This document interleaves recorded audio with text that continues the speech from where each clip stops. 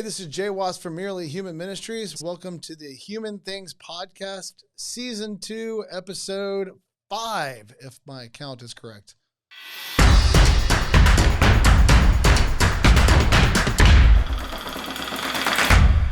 Hey, welcome to the Human Things Podcast. I'm excited about today's show. Today we'll be joined by our guest and my friend Tina Whittington, the Executive Vice President at Students for Life of America. And she'll be sharing three things. She'll be part of our three things segment today about activism on campus for students. I'm very excited about this. I've had the pleasure of working with Tina now for a long time. And in addition to being one of the busiest people that I know in the pro-life movement, she's always working on something, which I admire. She's also one of the best people that I have talked to in the pro-life movement. I've always enjoyed my time with her, both professionally and personally. And I value that with the guests that I bring on. I value bringing on people that they're not just people that I try to bring on that I think have information, but oftentimes I pay close attention to the kind of human being I'm bringing onto the Human Things Podcast. So I'm very excited for Tina Whittington, Executive Vice President of Students for Life of America. I said it much better that time, joining us later on the Three Things segment. But prior to that, we've got a couple of smaller items to deal with. The first of those is in our, if you listened last time we were on, I talked a lot about the new attack on sailboats by Orcas in the Straits of Gibraltar, and how they are dismantling the rudders on sailboats. And that this is, to me, a fascinating turn of events. And I talked at length as to why I thought that was. With the animal revolution, and even then I also talked about the elephants that are taking sugarcane off of the trucks. And we talked a little bit about crows. And I just mostly just because I think crows are the greatest. I love talking about crows. But the animal revolution continues. And so I wanted to share a news item that I thought was funny this week.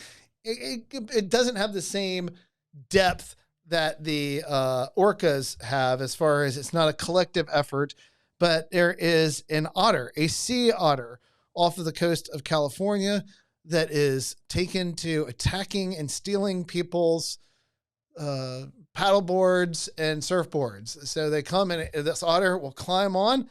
Her name is 841. Apparently, when they release otters, in an attempt to repopulate the sea otter population out there, what they're doing is they're raising them in captivity in Monterey Bay Aquarium and then releasing them. And the news explains that if you're released, an otter released, you don't get a name, you only get a number, which may be at root of the anger that 841 is dealing with. I don't know. There's no way to explain it. Now, what's funny about this to me is that just the background is that this otter was raised in Monterey. It had a mother that had become accustomed to be around human beings. For a while, it was doing well. It's clearly eating well. If you could see the picture that we had up, can we bring the picture back up? There's a picture, if you're watching and not just listening, of the otter on the board with the person. And you could see, if you can see the size, otters are not small. They're larger than you think they are. And this 841 is getting aggressive and running the people off and stealing their surfboards, biting them, chewing on them, taking chunks out of them. So people are on the look. The U.S. Fish and Wildlife Service announced that it has launched a multi-agency search for Otter 841 in an attempt to capture and rehome her. I don't know why I think that's funny that we have a press release that the U.S. Fish and Wildlife Service is on the lookout for this particular otter. For her own safety, they want to move her because her behavior has changed. So the animal kingdom appears to be getting sick of water sports and is lashing back out. One of the things that I do find interesting about otters, because when I shared this with people conversationally this week, a couple of them thought they were surprised. Otter. Why would you be afraid of an otter getting on your surfboard or your paddleboard? Why would you run from an aggressive otter? They're just cute little animals that float on their backs and eat shellfish all the time. Not true. Otters are full out predators. And oftentimes when animals look cute, we mistake their cuteness for something that it's not. And I encourage you, you can look up otters eating animals online. I don't know why you would want to. It's one of those, I don't particularly like watching animals kill each other. And so it's curious to me, but nature videos are important because they help us to understand the natural world that we live in. And it's important that you understand that otters, while cute and fun to watch, are also aggressive predators. And to the point, there's a pretty funny one, I think, that Snoop Dogg narrates of a group of otters attacking an alligator.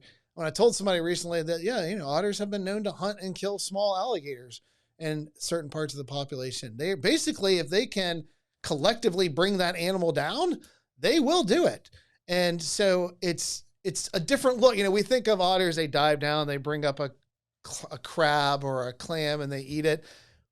It's pretty much a rule in the animal kingdom. If you have a carnivore and they are a predator, that basically what they eat is anything they can bring down.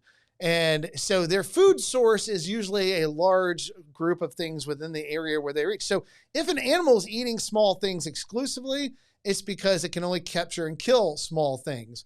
But when otters hunt as a pack, which they do, they can bring down much larger animals, which they do. And so understanding this idea, I still think is funny.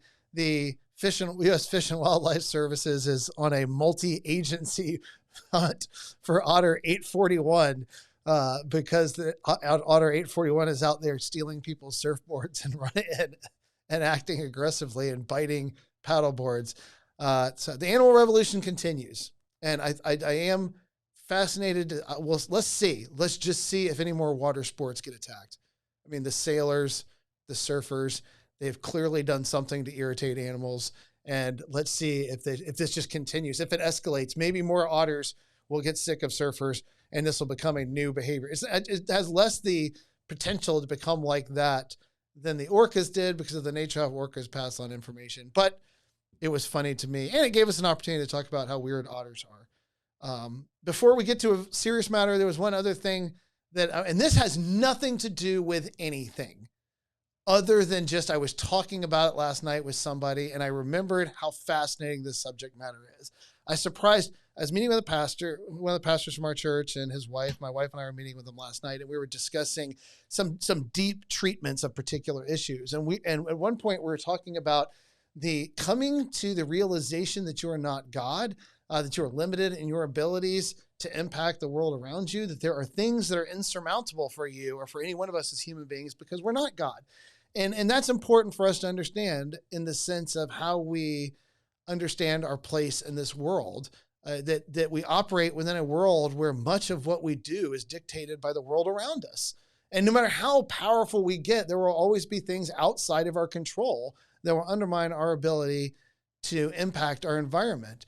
And I said, perhaps the deepest and greatest treatment of that ever is Bill Murray's Groundhog Day, which I think is, first of all, peak Bill Murray. I mean, you're at that point where the height of Bill Murray's comedic abilities is there. And Bill Murray is naturally, to me, one of the funniest human beings I've ever seen. I'm a Bill Murray fan. And during that period when he made a certain run of movies there, when not just Groundhog Day, but what's the one where what about Bob? Ghostbusters. Yeah, well, obviously Ghostbusters. What about Bob? What about Bob is just brilliant. He was so irritating apparently as Bob that he just drove Richard Dreyfuss crazy on the set of that movie because he was able to tap into a very irritating personality and play it for all it's worth. I remember reading that the two of them just did not get along because he made Richard Dreyfuss insane on the set of that movie because he was just, and he was Bob. He was Bob. And so I always encourage. Quick Change, by the way, is an underrated Bill Murray movie. If you haven't seen Quick Change, I highly encourage you to watch it. It is a wonderful, absurd Bill Murray movie, and I love Quick Change. So I'm a huge Bill Murray fan. And let's talk about Groundhog Day, though, because beyond this, first of all, there are some very deep things going on there, but the depth of the realizations that he's coming to, I think, can't be understood if we don't have a serious conversation about one aspect of that movie, And you can find articles have been written about this online. How long was he reliving that day? That is a subject of this, because initially Harold Ramis, who directed it, gave a much lower threshold. What were you saying, JD? 9 years. Okay. Was that what Harold Ramis said initially? Okay. If you'll go back and find out that he actually said that's not possible. That upon reflection, he said there was no way it was only 9. So 9 years was the original. It was 9 years of Groundhog days that he'd lived. But then he reflected on all the things, the skill sets that he adapted during that time. The ability to become what looks like a world-class ice sculpture guy. I mean, because he does that bust of Andy McDowell in the movie. The ability to learn French, to master the French language. The ability to master playing piano the way that he does, so that he can play it as he does at the end, to start from not being able to play at all to get to the point where he is at the end, where he plays in that concert. And then the knowledge that he has of every event that's happening in the town during that day. And you just go through the movie and you compile all the different things that he learned, that his character learned. And I think you get upwards now, people start to talk about like 36 years. 33 years is what you're looking at there. Okay, somewhere between 33 and 36 years is the estimate of how long he was reliving Groundhog Day in order for him to be able to master the skill sets that he mastered and acquire all the knowledge that he acquired. It just takes time, and you have one day to start over and to begin this process over again. So why I think as you watch that movie in that scale, you're watching Bill Murray acquire emotional and spiritual depth of knowledge over the course of 3 decades plus. And that changes because he goes through different phases, right? He goes through a phase where he's hedonistic and he is out there just enjoying the pleasure principle. And then that wears him down and he just gets sick of it. And he goes to the phase where he wants to win over Andy McDowell. And he thinks that he can do it by this just acquisition of knowledge of her and understand who she is. And that fails. And then he goes through a suicidal phase where he's trying to kill himself. Then he goes through a phase where he realizes he can't kill himself and he believes he's God. Again? I'm a god. You're God. I'm a god. I'm not the god. I don't think. Because you survived a car wreck? You folks ready to order? I didn't just survive a wreck. I wasn't just blown up yesterday. I have been stabbed, shot, poisoned, frozen, hung, electrocuted, and burned. Oh, really? And every morning I wake up without a scratch on me, not a dent in the fender. I am an immortal. And that's where this conversation went to when I was having a talk with them last night, because as a Christian, I believe that oftentimes God introduces into our lives clear definitions of the limits of what it means to be a human being and the power that we uphold through obviously the things that we can do nothing to affect. You can believe that you have a lot of power in this world. Maybe not believe that you're God, but maybe you don't believe in God at all.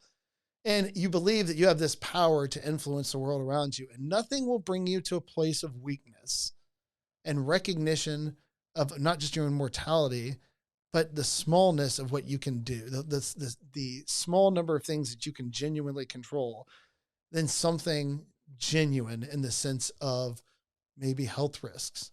I mean, there's songs. Avril Lavigne has a lovely song that she sings about where she went from believing that she was going to die young and to her change the way that she understood the world around her. I can't, God Keep My Head Above Water, I know is the what she says in that song where she's talking about, I'm too young to fall asleep.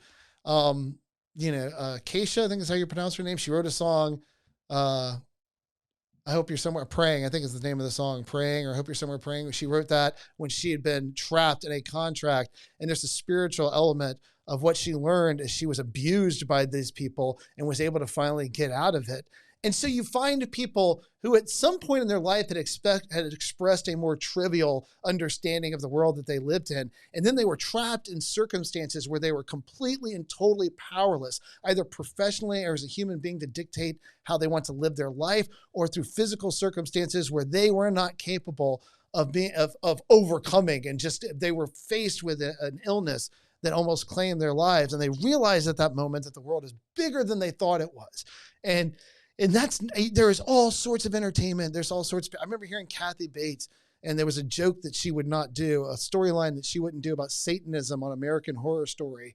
And when she was asked about it, the actress Kathy Bates said, look, I'm a cancer survivor, and I know what it's like to be at that place where you come to the end of yourself and you're dependent or relying on God to carry you through. And there's just some things I won't do, some jokes I won't tell, some storylines that I won't entertain, out of her gratitude, essentially, I guess, out of having come through that and survived that and having more days. And so there's nothing that gives you clarity about what kind of human being and what your role is in this world as you are, is to God bringing you to the end of your own resources, where we're forced to confront our smallness and our need, not just for him, but for our community and for a miracle sometimes, just for something to work out that we didn't expect to work out.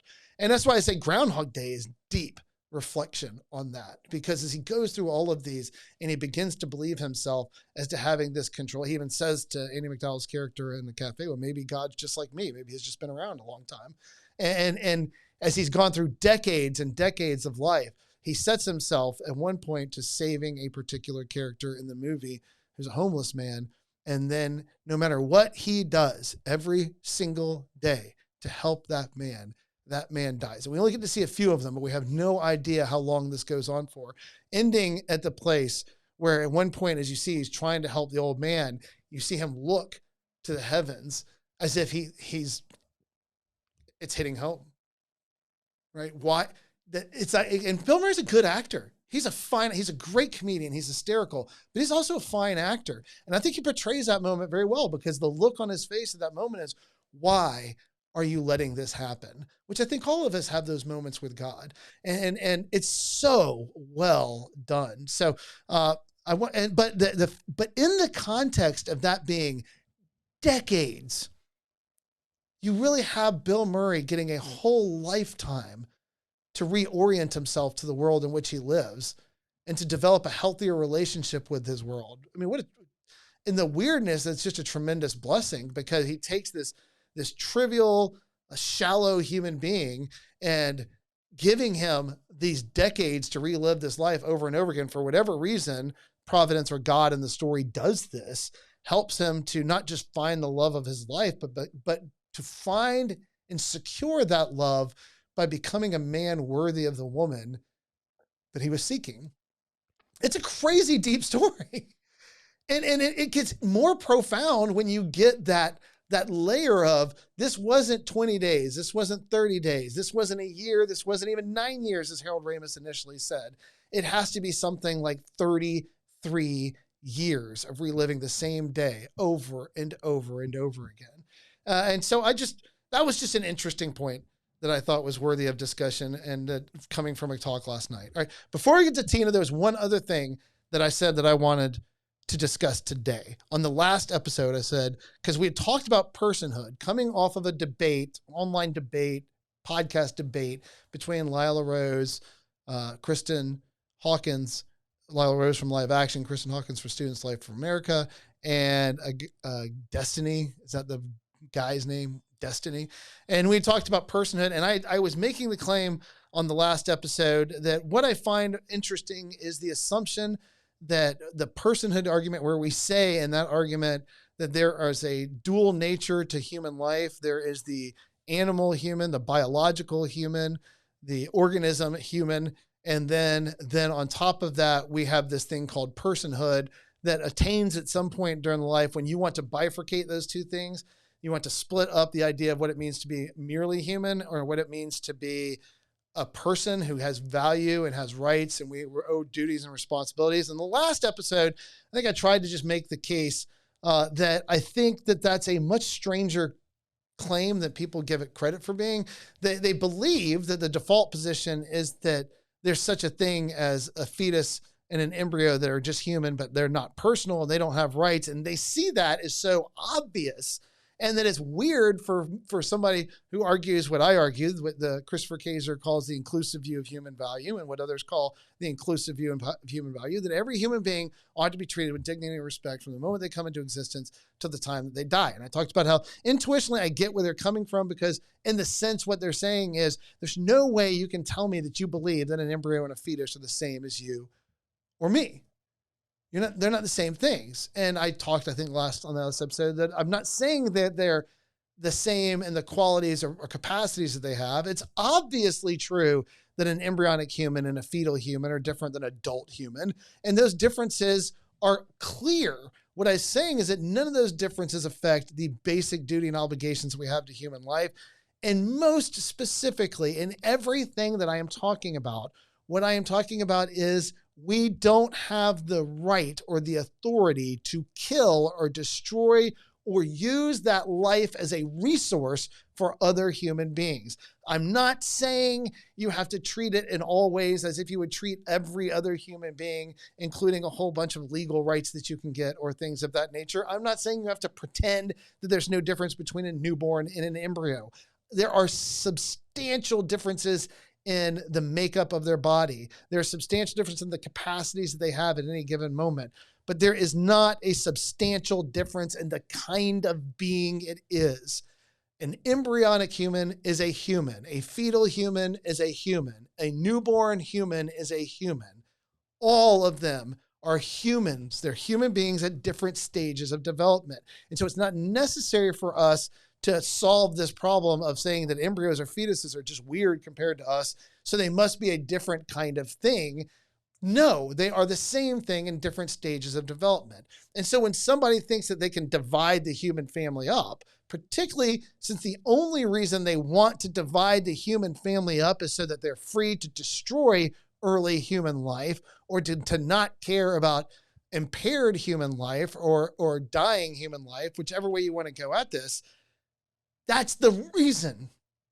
That's their motivation for making this leap where we're going to say that there's such a thing. And here's one point I don't think I made as we get into discussion today, because I said I wanted to talk about birth as the line.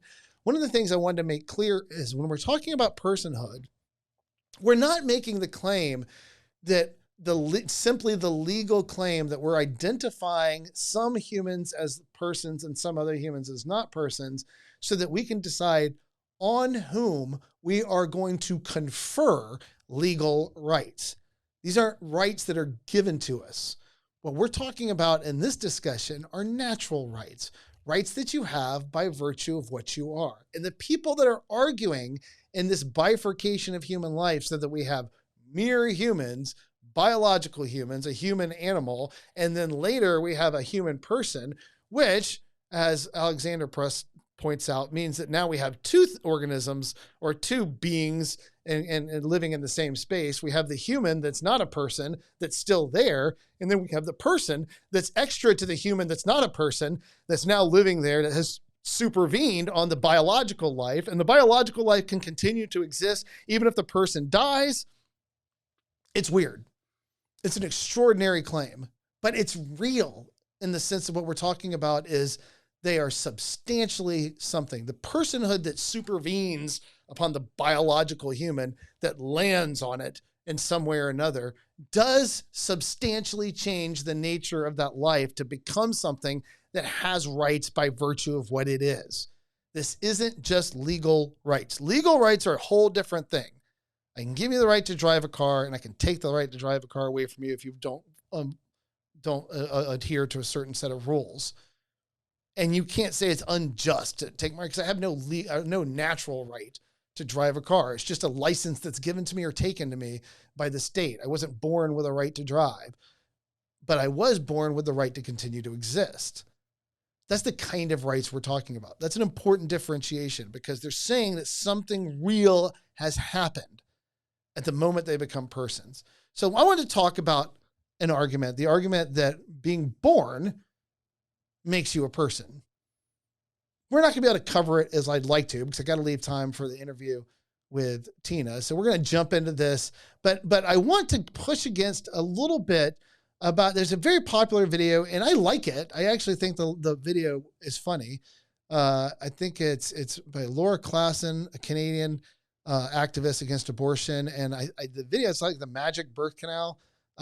Is I think what she talks about, and it's funny. She wears this pink wig. I think this was the first thing she did that really started to define her on this platform that she's developed now as an anti-abortion activist, as a pro-life activist, whatever she wishes to call herself.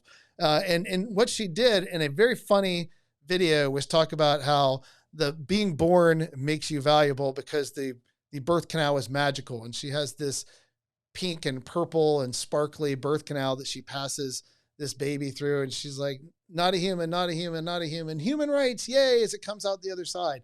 And the point that she's making in that, which is an important point, is that there's no change of what the life was inside the mother to outside the mother. It's the same kind of thing. And so it's absurd to say that being born magically transforms you into something else. The only reason I want to talk about it may be, by the way, that the majority of people that believe that birth is the defining line hold some view like that it's unreflective, thoughtless. They just haven't considered it at all. That could be the truth. But that's not the way all people who argue birth argue. There are philosophers and more sophisticated arguments about birth as the bright line. And that's the introduction I wanted to get into, because they believe two things. One, they believe that persons have a right to life and that these rights must be respected. But they believe that persons are differentiated from the mere human organism that came into existence at conception, and that the only true place to draw that line is at birth. But they don't believe it's because the trip down the birth canal gives you magical abilities. So there's two things I want to talk about. And it's building off particularly, and I'll bring in a couple of thinkers on the issue of abortion that I really like. One of them, her name is Kate Greasley. I think she's at Oxford now, but she is both a philosopher and a legal scholar.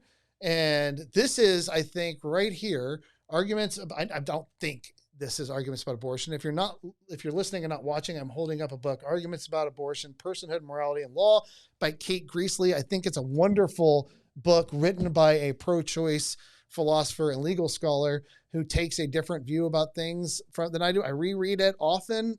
Her book and David Boonan's book, Defense of Abortion, would be probably my two favorite pro-choice books. They're two of my favorite pro-choice thinkers that I like to read to interact with what they say. And she believes that birth is a line. And there are others that I will bring up as well.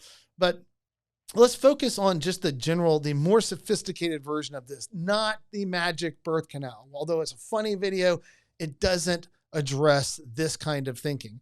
And so what they're saying is that we have to draw. Kate Greasley says we're going to have to draw a line somewhere, which I reject, obviously. But for her, she says there has to be a line drawn somewhere.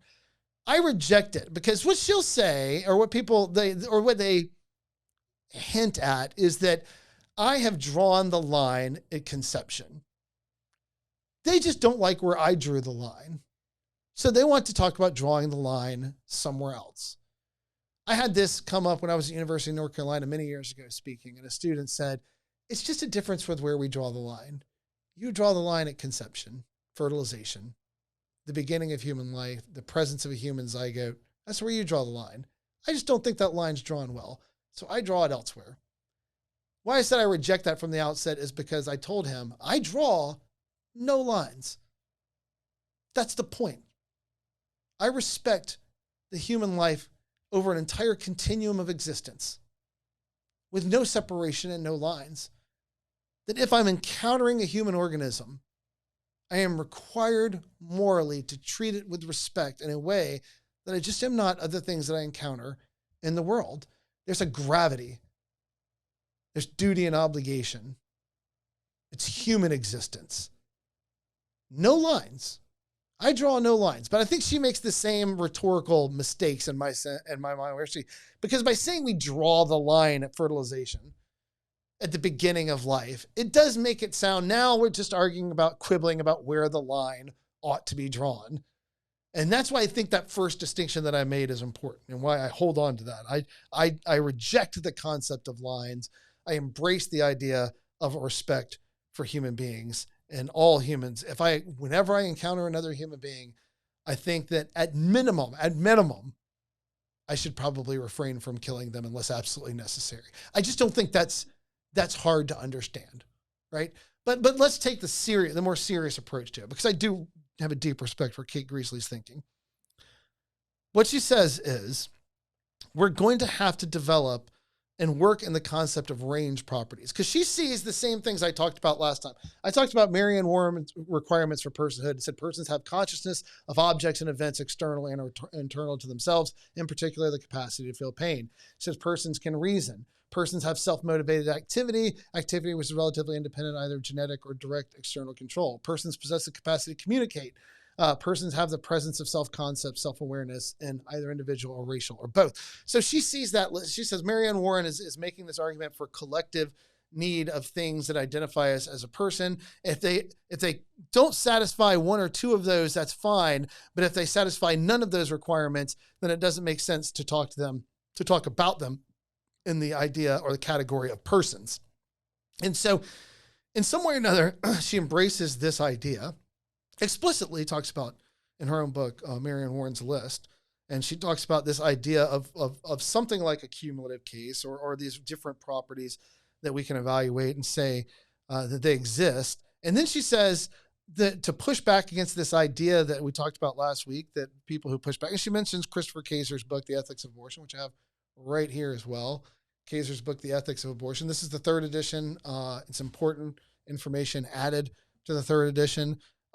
She pushes back, or Christopher Kaiser says that any one of these, the problem with these things existing in scalar, a bit like if we judge it by a scalar evaluation, meaning that they have little of consciousness, they have some ability to feel pain, less ability to feel pain. They have some idea of themselves, less idea of themselves, some concept, some motivated activity, less motivated activity. And the problem that creates, as we talked about last week, is it puts this concept of equality in flux. Because if these are the things on which we ground human value, and these things come either episodic or in degrees, as opposed to being, then our value is scalar, our personhood is scalar, and there's such a thing as human beings who are less person than other human beings. You're really person, they're less person, they're not person. You're really valuable, they're less valuable, they're not valuable. You really have dignity, they have less dignity, they have no dignity. And so this scalar problem that you have, when personhood, by the way that we discuss it, no matter what side you're coming from, has to be binary by its nature. You either have it or you don't. You're either a person or you're not. You're either the object of our duties and responsibilities. We either have moral responsibilities to do this to you, or we don't. But this concept of the problem of the scalar problem that she's dealing with versus a binary problem, it's either binary personhood, we have it or we don't, or we end up losing equal rights because all human beings they're not equal. You go back to something like Animal Farm, some animals are more equal than others. So we've got the solution to that. She talks about being in range properties.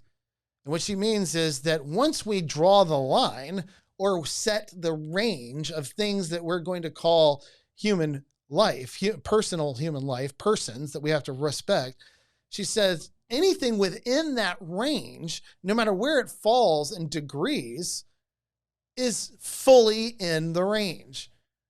And the example that they give is this idea of Hoboken, New Jersey versus Princeton, New Jersey. I was just in Princeton very recently. And Princeton is in the center of New Jersey, geographically. Hoboken is just across the line in New Jersey. It's very close to the border. But they said when we're talking about range properties, it doesn't make sense to say Princeton is more New Jersey than Hoboken. Hoboken's in New Jersey, even though it's very close to the border. Princeton is in New Jersey. They're both in New Jersey. And the reason that that's important is because the full laws and governance of the state of New Jersey applies to both Hoboken and Princeton equally, even though one of them is really in New Jersey and the other one is on the edge of New Jersey. So when we're talking about range properties, they say once we've established the range of what it means to be a person, they then point this opacity respect. And what they mean is then once we have that range established within all of that life that lives within that range, it's not necessary to evaluate whether or not they are they have full capacities or lower capacities, because just like Hoboken is in New Jersey and Princeton is New Jersey, those people who are operating at a lower level and those people who are operating at a higher level are all in the range. They're all fully in the state of New Jersey, to push the analogy a little further. They're all fully in the state of personhood. And if we just don't look at all that the opacity respect, there's an opaqueness to how we're not going to evaluate their mental capacities. We're not going to evaluate their ability to feel pain, their sentient capacities, their sense understanding of the world around them. We're not going to evaluate the details or levels on each one of those, because they simply don't matter. Because what we're talking about within the range is that everyone, no matter where they fall within that range, either at the very edge of it or dead center of it or the highest level of capacities imaginable, are all existing in the same range. And in this particular range, what we're talking about is those human beings who have been born.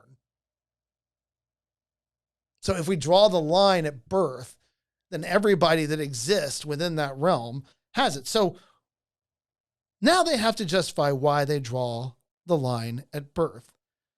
Now here's her saying, she says, and using her words, there's no conclusive, wherever we draw the line, we have to draw it where there's no conclusive reason against setting it upon setting that range there.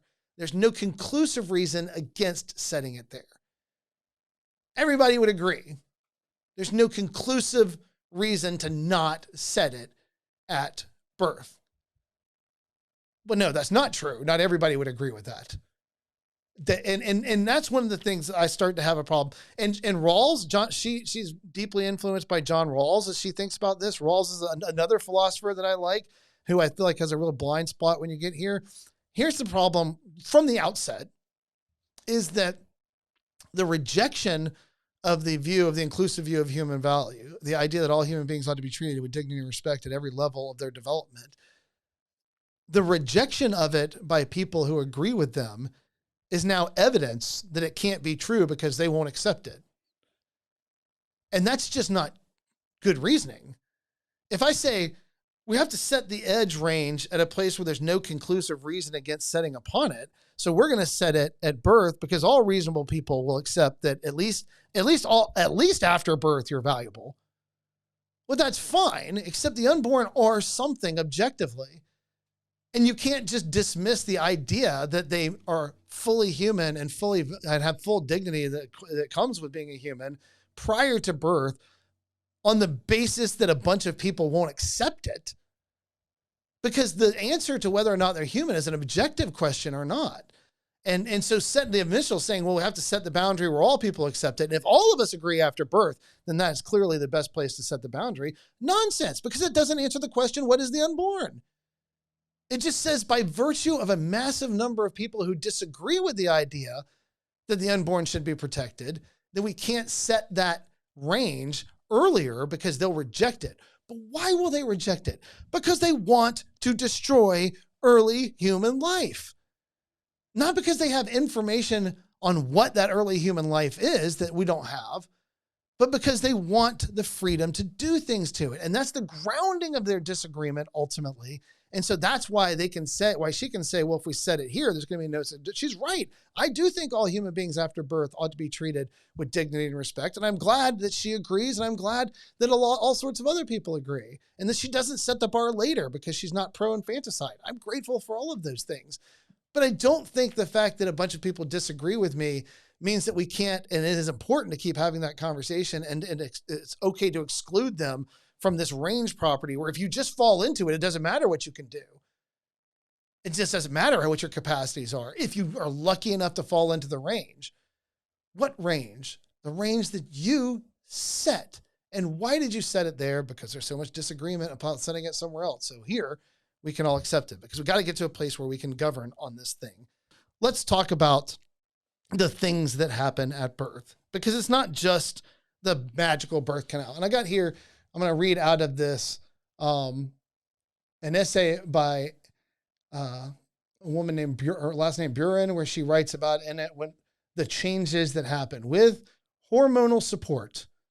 The lungs inflate, circulation is redirected, and the digestive system becomes active.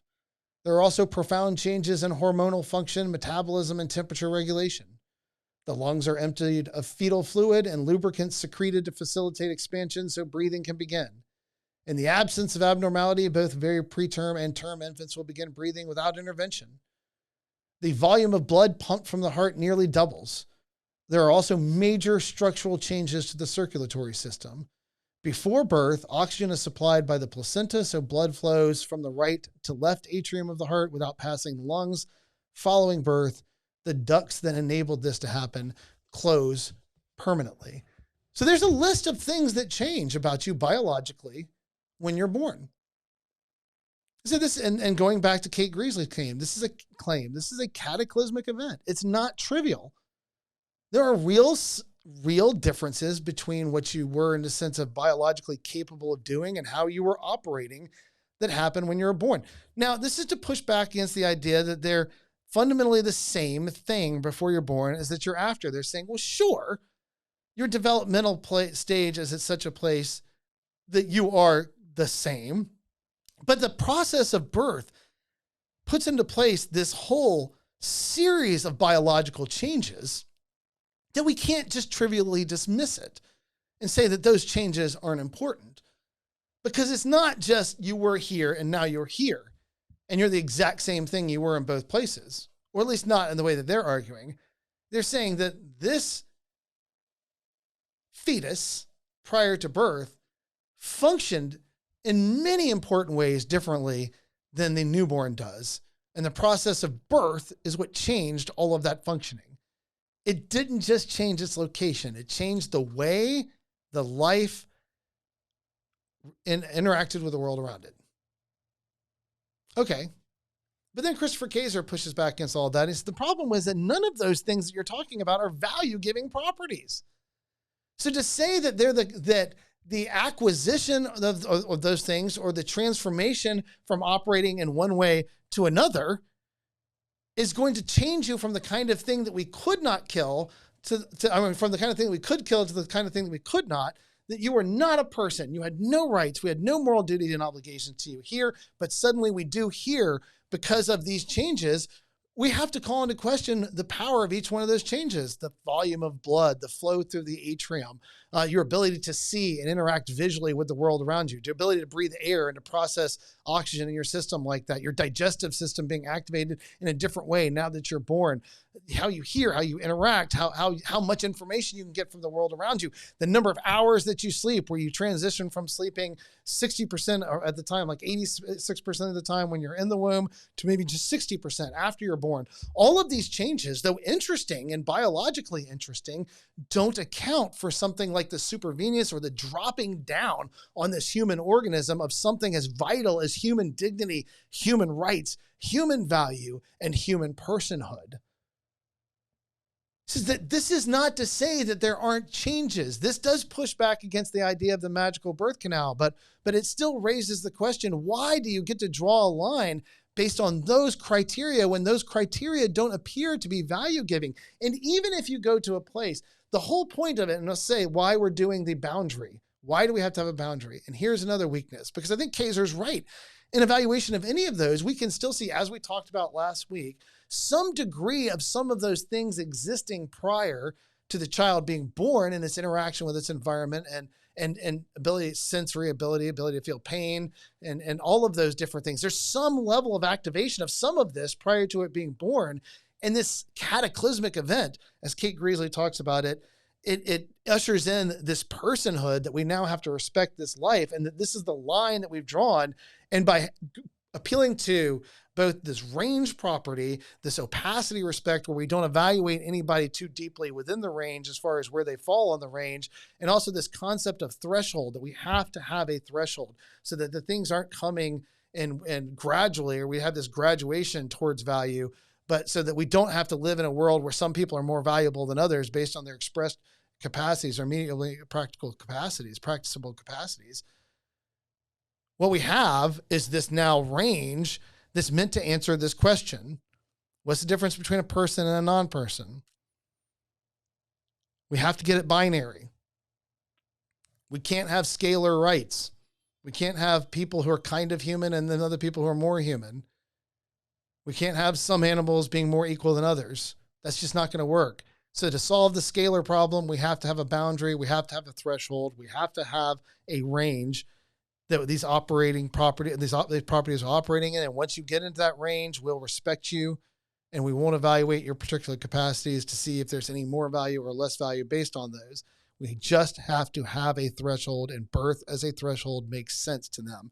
Except, as Christopher Kaiser points back, none of the reasons that you give us are reasons that are moral. They're all biological, and they fall back victim to the problem of why would the ability to see or not see be a value-giving property? Why would the ability to breathe oxygen or not breathe oxygen be a value-given property? Why would the ability to have more blood flow be the thing that makes me more valuable? Why would the fact that I sleep less make me more valuable? None of these things are moral components of human nature. They're all just things and capacities and properties that we have based on our developmental stage that we find ourselves in. And as Kaiser does point back, if they just say birth because birth, that is circular reasoning. And here's the other problem. It doesn't solve the scalar versus binary problem. And here's why, because we keep going back to this problem. We talked about it last week. We're talking about it again. Infanticide. It's difficult to understand why you can't kill a child that has just been born when you can kill it right before they're born. And there's a blurry line that gets drawn there because their capacities are the same, and we're just dealing with locational issues. Now, they'll say the radical independence too, that now it's an individual life. But that's what they're saying. They're not saying individual. They're saying, or not saying independent, they're saying individual. They can't say independent because none of us are fully independent. So they're saying it's individuated now. It has become its own life. But as we point back to life in the womb, and as I've said many times before in talking in front of audience, as we look at it and say the life is an individual from the moment it comes into existence, we know this, if for no other reason, because the practice of abortion is so successful. We're able to identify two different organisms and destroy one without destroying the other. And I have never in my life seen somebody who went out to destroy the unborn and accidentally killed the mom and left the unborn alive. Now, there may be cases where abortionists are just bad at their job and they destroy both lives by accident, but they know what they're trying to destroy and they know what they're trying to preserve. And they know that those are two different biological entities. There's an individual life within there. And Christopher Kaiser points out, like when twins, it's able to say that twin is flourishing and that twin is not. So there's a problem with that twin inside the woman, and the other twin is flourishing. It's possible to say a healthy woman who's enduring a pregnancy that has become a problem, she is flourishing biologically, but her child is not, because they are two different individuals, and they're flourishing, although tied to each other in important ways, isn't identical to each other. And so we have an individual being already. So the idea of individuation is not even that big a deal. But here's the other problem, because we started to talk about it. And this is where I think that Kate Greasley says something that I found fascinating, where she says that there's still the problem of the late fetus. Even with this boundary, there's the problem of the late fetus. She sees it. And then she says, it may be necessary to give the late fetus a degree of moral standing. So the problem is, your solution was supposed to be a solution to the scalar problem. Your solution was supposed to be a solution from scalar to binary. We need to have a bright line of demarcation. And even with all of the other problems that we've already discussed briefly here, we end up with them saying, and what about the late fetus? Well, I just can't stomach the idea of saying that something that is so close to being born, which, by the way, birth is a bright line, is a weird line anyway, because birth doesn't have a regular occurrence in the sense that, well, we kind of know it's 40 weeks is normal, but 38 weeks happens, 35 weeks happens, 30 weeks happens, different levels of development are there. And so it's this process that goes through that's supposedly cataclysmic and changes them to the point that we now have to recognize them as a person, can happen at any point in development. in that we have babies that have been born as early as 21 weeks that have survived. 28 weeks is actually we're pretty good at dealing with babies that are born at 28 weeks. So it's normal in the sense of, on average, 40 weeks is your normal gestation period. 39, 38, 37, 36, 35, down to 30, down to 28. All of these are things that, even though they require medical intervention, we're capable of using or capable of making successful outcomes more often than not through these standards. So birth is a non-fixed point that is environmentally oftentimes driven, or at least there's an environmental component that can come into play. And so it's a weird place to be able to draw that bright line anyway on that standard as well. But going back to the big problem there, I see with Kate Greasley, go back to that. Late fetus will have to have a degree of moral standing. So personhood's not binary. It's not something we either have or we don't. Because even as they draw the line and say it's a range property, so everybody here is a person, what about this one life right outside of it? Mostly a person. Kind of a person. I feel uncomfortable with treating them like they're not persons. I don't want to say we should be able to tear them to pieces. That just doesn't feel right.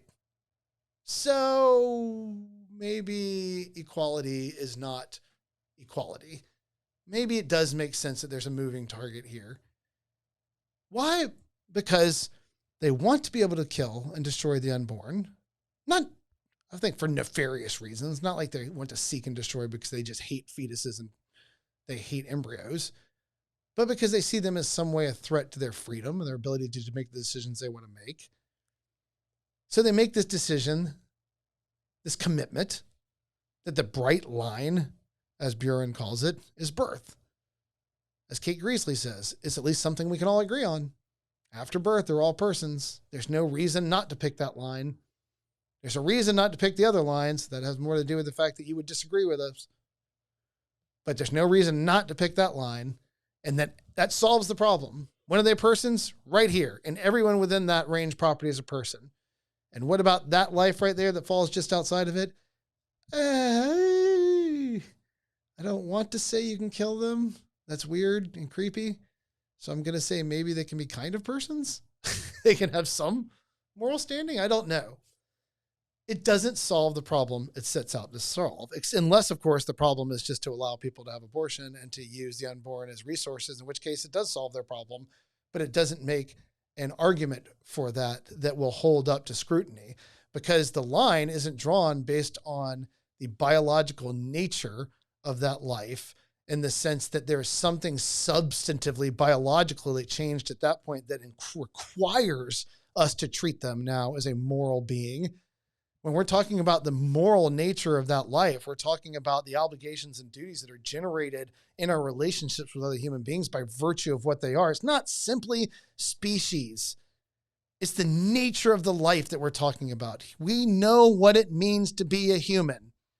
I don't know what it means to be a chimpanzee. I don't know what it means to be a dog. I don't know what it means to be a dolphin or an orca or an otter, but I know what it means to be a human. And I have a shared experience with every other human life.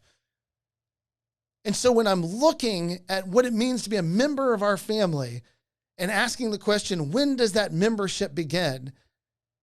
The only safe place is to draw no lines and to say that from the moment we come into existence to the time that we die, other human beings are a full member of our family, and we have to find a way to coexist with them without treating them as if they're disposable or lesser. And to draw the line at birth is to insist that as a bunch of things that happen at the state of birth have moral significance that it's not clear as to why, in order to solve a problem as to how we now have a whole range of beings that we can call persons and not worry about whether they can cognitively operate at the same level or sense the world around them at the same level or communicate at the same level or experience things at the same level. And yet we're still left with the same problem. Because we all know we shouldn't be killing babies right before they're born. And so we either got to move the line to the right place, or you got to recognize that the line isn't solving anything. Because if the line's job is to solve this idea of scalar rights, that some animals are more equal than others, that line has already failed out of the mouth of one of its best proponents when they say the late fetus should have some degree of moral standing. It's kind of personal. It's kind of a human. So we're back to the graduated accumulation of rights. And why do you get then to decide that that is the line versus some other line? It goes back to being arbitrary because it's not solving the problem it's supposed to solve. And the only reason that we were given for why we had to pick this was because it had to be drawn someplace where there was no conclusive reason against setting upon it. But the conclusive reason that we're given is that they refuse to accept that life has value from the moment it comes into existence because there's things that they still wish to do to it. That's an introduction, man. We could go on about this for a long time, but I just want to get into it because there is more complexity to it than just the question of the magical birth canal. There are substantive changes that they're appealing to. It's just that those aren't morally relevant changes, and it doesn't solve the problem as why can we not perform very late term abortion? Why do we intuitively understand that there's something wrong with that? But if we say birth is the line, then everything after is important and everything prior to that isn't. And it doesn't matter what stage of development that occurs in because birth isn't a fixed point and it's affected by all these environmental issues as well. So just there's some of it. There's some of it to talk about. And we can revisit some of these things more. The next thing that we're going to be talking about after that, as far as the arguments go, is going to be a little bit delving into infanticide because that's become a big problem. That's a big problem for the other side. Where do we draw the line and why draw it there? Because the nature of that life is very similar as far as its cognitive abilities, which a lot of them hinge on. So I'm going to talk a little bit about infanticide on the next podcast. But now let's welcome our guest, Tina Whittington. Tina, as I mentioned, is Executive Vice President, Students for Life of America. She has graciously agreed to come on and talk about three things that are important to how not just her personal mission and work there at Students for Life of America, but how they equip students and student groups around the country to be able to engage their campus on the issue of abortion and the value of human life. All right, everybody, we're going to welcome to the show now Tina Whittington from Students for Life of America. Tina, I have known for quite a while, for about as long as I've been doing this. I have been doing it in some way in conjunction with Tina. She's invited me, led me a part of so many things for Students for Life, something I will be eternally grateful for because it's always been fun. And that's where you find out how much fun it is and how important it is to interact with students because it's just such an important time for them. It's when they're becoming individuals, independent. They're forming their view of the world, but also, and even I'm seeing this now with my own son, Tina, who has just recently told me that he's with a group at his university where they're talking about restarting a Students for Life of America group on their campus. And my son may be the president. So this is, nice. Yeah, I'm very excited. I'm not pressuring him. I'm just letting them figure it out because it's a group of students that are trying to figure out their next step. But it seems like they're kind of going that way, which is very exciting. But you get to see even not just that they're becoming individuals, but it's a time also when you're talking about college students where they're learning how to interact with the world in the sense of how to take what this internal convictions that I have about right and wrong and important things in this world and activate it into a community. And that's a conversation I had with my own son because he was so focused on grades, which was important because he has academic goals. But I said, now you have to figure out, you don't want to leave school not having an impact on your community. Yeah. You need to find some way to impact the world around you because this is where you start to learn how to do this on a larger scale later on. And so that's why I've always such a huge, what you guys do is so amazing. And what I've always loved about you and why I wanted you on wasn't just because of your association with Students for Life of America, but it's because you're busy. And I love that, right? You're always busy. Every time I talk to you, you're coming from something, going somewhere. And I talked to you when I reached out to you, I said, I was fascinated too when you got involved with this sort of immediate action response to things as well. The idea that something happens and you're part of an immediate public reaction to it, where we can help galvanize attention towards it, mobilize people towards addressing this issue so it doesn't have the ability to get away from us. And so those were all the things, and my deep admiration for you. And beyond the fact that you're just one of my favorite people that I know in the pro-life movement, that I wanted to have you come on and give you the opportunity to help our audience understand all that you're doing in this busy life, fighting for the dignity of human life. So take it away. Yeah, no, thanks for having me on. So, there's so many things I could comment on about what you just said. One is I became pro life as a high school student, and I was very convicted about it, but I didn't know you could do anything about Yeah. abortion. Like I was like, oh, I'm one person, and what they're saying millions of babies, and I love my youth minister who did this great pro life presentation. Like I said, changed my mind about abortion, but then didn't give me the tools to like talk to anyone about it Yeah. or I didn't know there were crisis pregnancy centers. I just didn't know anything. And so after having that kind of heart change about the issue of abortion, I found out a friend at school, an acquaintance was considering having an abortion. And I was like, oh my gosh, like, I don't know what to say to her. I don't know what to tell her. I know abortion means a baby dies. And so I like sat and I prayed. But that experience was very cathartic to me and why I have invested so much in Students for Life is because it's more than just like understanding the value of life. It's preparing young people to engage in their mission field Yeah. effectively. And so for me, it's like I tell students, you're on a 4-year mission trip.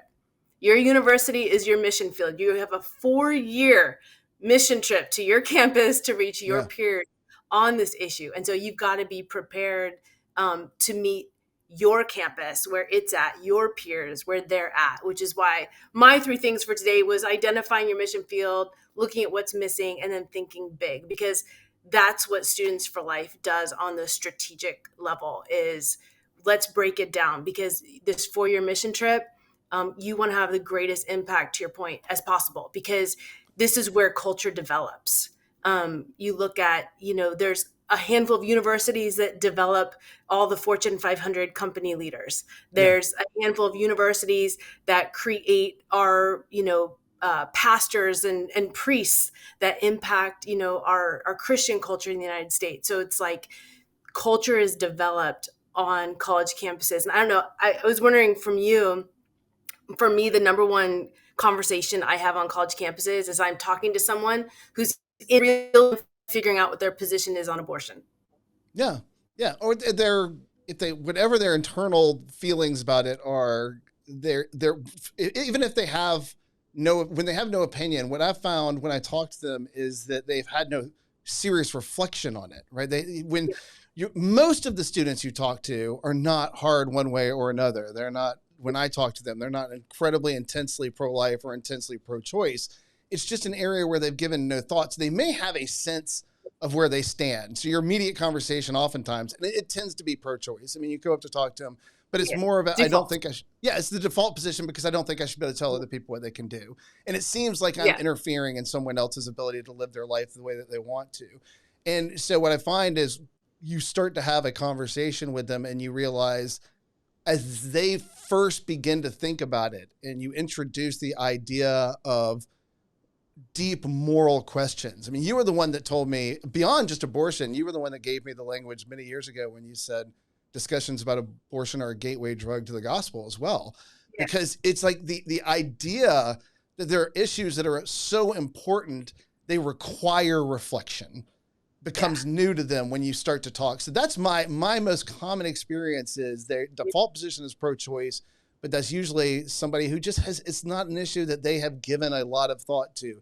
They landed on the area where they say, well, I don't have to engage this in my life because it's none of my business what those other people are doing.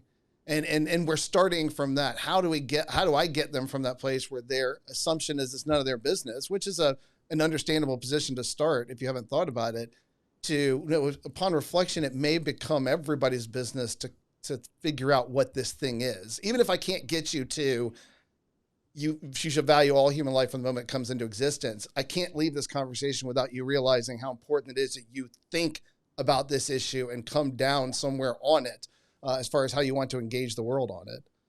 Yeah. And like for us, if our pro-life students aren't having this conversation on campus, then no one else is. That's right.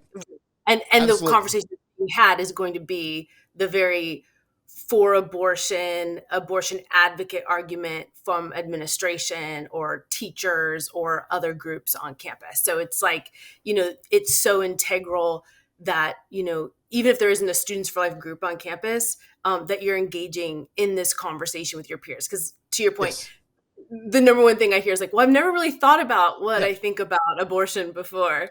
And so you're really challenging someone for the first time in their life. And that's what college is all about, right? It's challenging your assumptions, challenging your beliefs, challenging how are you going to adult later in life, like, and so we need to make this a major speed bump in everyone's college experience. What And do you there's really and to me, what's important about what you're saying is, because I don't want to give the impression that I have two children in college. They go to the same university. They both go to Kennesaw State University. One because she wants to be an education major, but they both got a lot of scholarships there. It just made it very possible. It gave them the ability to think about grad school. There was just so many great things about going there to set them up. But both of them engage in class or in discussion with their friends. So they share that with me a lot, right? One just finished her freshman year, one just finished his sophomore year. So they talked to me about this came up in class. These people were attacking the idea of an inclusive view of human value, or they were attacking the idea that the unborn or fetus or an embryo has value as a human being. They were making it as just a blanket statement, obvious that abortion rights are the way that any reasonable person ought to tend towards. And my kids pushed back. I mean, they talked to me about these conversations. But to your point, and what I think is so important about what you're saying is to take it beyond that. The only way you can engage, the only way the campus will be engaged at all is by a collective effort of people who are making that message get out into the student body beyond these classroom. And those classroom conversations, by the way, are tough, right? And my kids are obviously they were raised by me. They joke all the time that I made them the monsters that they are because they know how to argue and they argue well and they're not worried about it. But outside of their being able to do that, they said they have friends that they know are in the classrooms with them that agree with them, that when the energy of the room is all going in one direction, that their friends can't muster up the will to resist it. And so my kids, they said, well, look, I know there's 30 people in this classroom that I'm in, and I know 4 of them agree with me, but I am the one person, the one voice, because everybody else, because the tone of it can be so harsh when you have the people who are on the other side. And so that's why I think that collective effort becomes such a big deal. You're right. This is a chance to impact a group of people, and they won't hear about it if you don't talk about it. Yeah. And for their entire lives. Like, here's the thing, like for us, it's one of our goals at Students for Life is like, we want to make lifelong pro-life leaders. So it's not just about leading on your college campus and impacting your peers there, but it's like, I want you to leave understanding how important it is to vote pro-life first. I want you to leave understanding there's opportunities no matter what field I go into with my job to volunteer or, impact I could join a 40 Days for Life campaign. I could, join the board of my pregnancy center. There's just so many things you can do. Leading on the issue of life doesn't stop after you graduate. And so that's really the goal. And I do think, going back to your point, and a point that I made with my son as well, if you haven't made efforts to impact your community when your community is, I think, small and relatively safe. I mean, at this point, it's been my experience, and I know it's changed a little bit, but even on campuses, it's been my experience that for the most part, you have the opportunity to have a voice. There are places where the resistance becomes a little bit more intense. Certain schools or certain regions of the country where the pushback, particularly after Roe v. Wade was overturned, and so there was that immediate anger, and so you had that immediate response that got a little bit more intense than usual. But I've been on a ton of campuses, both with your organization and just with other organizations, and for me, it's been I tell people I must just have a different experience with this. I do have friends that operate in a way that is intended to stir up emotions. But I tend to come in and have talks with people, and it goes really well. And even when they dislike Harvard, I mean, most people in the room didn't agree when I was there talking with, but they were thoughtful and listened to. I've been out in San Francisco in places where you may have somebody get up and walk out because they're frustrated. And you see that a little bit more now. But for the most part, it's been safe, and you have the opportunity to dialogue.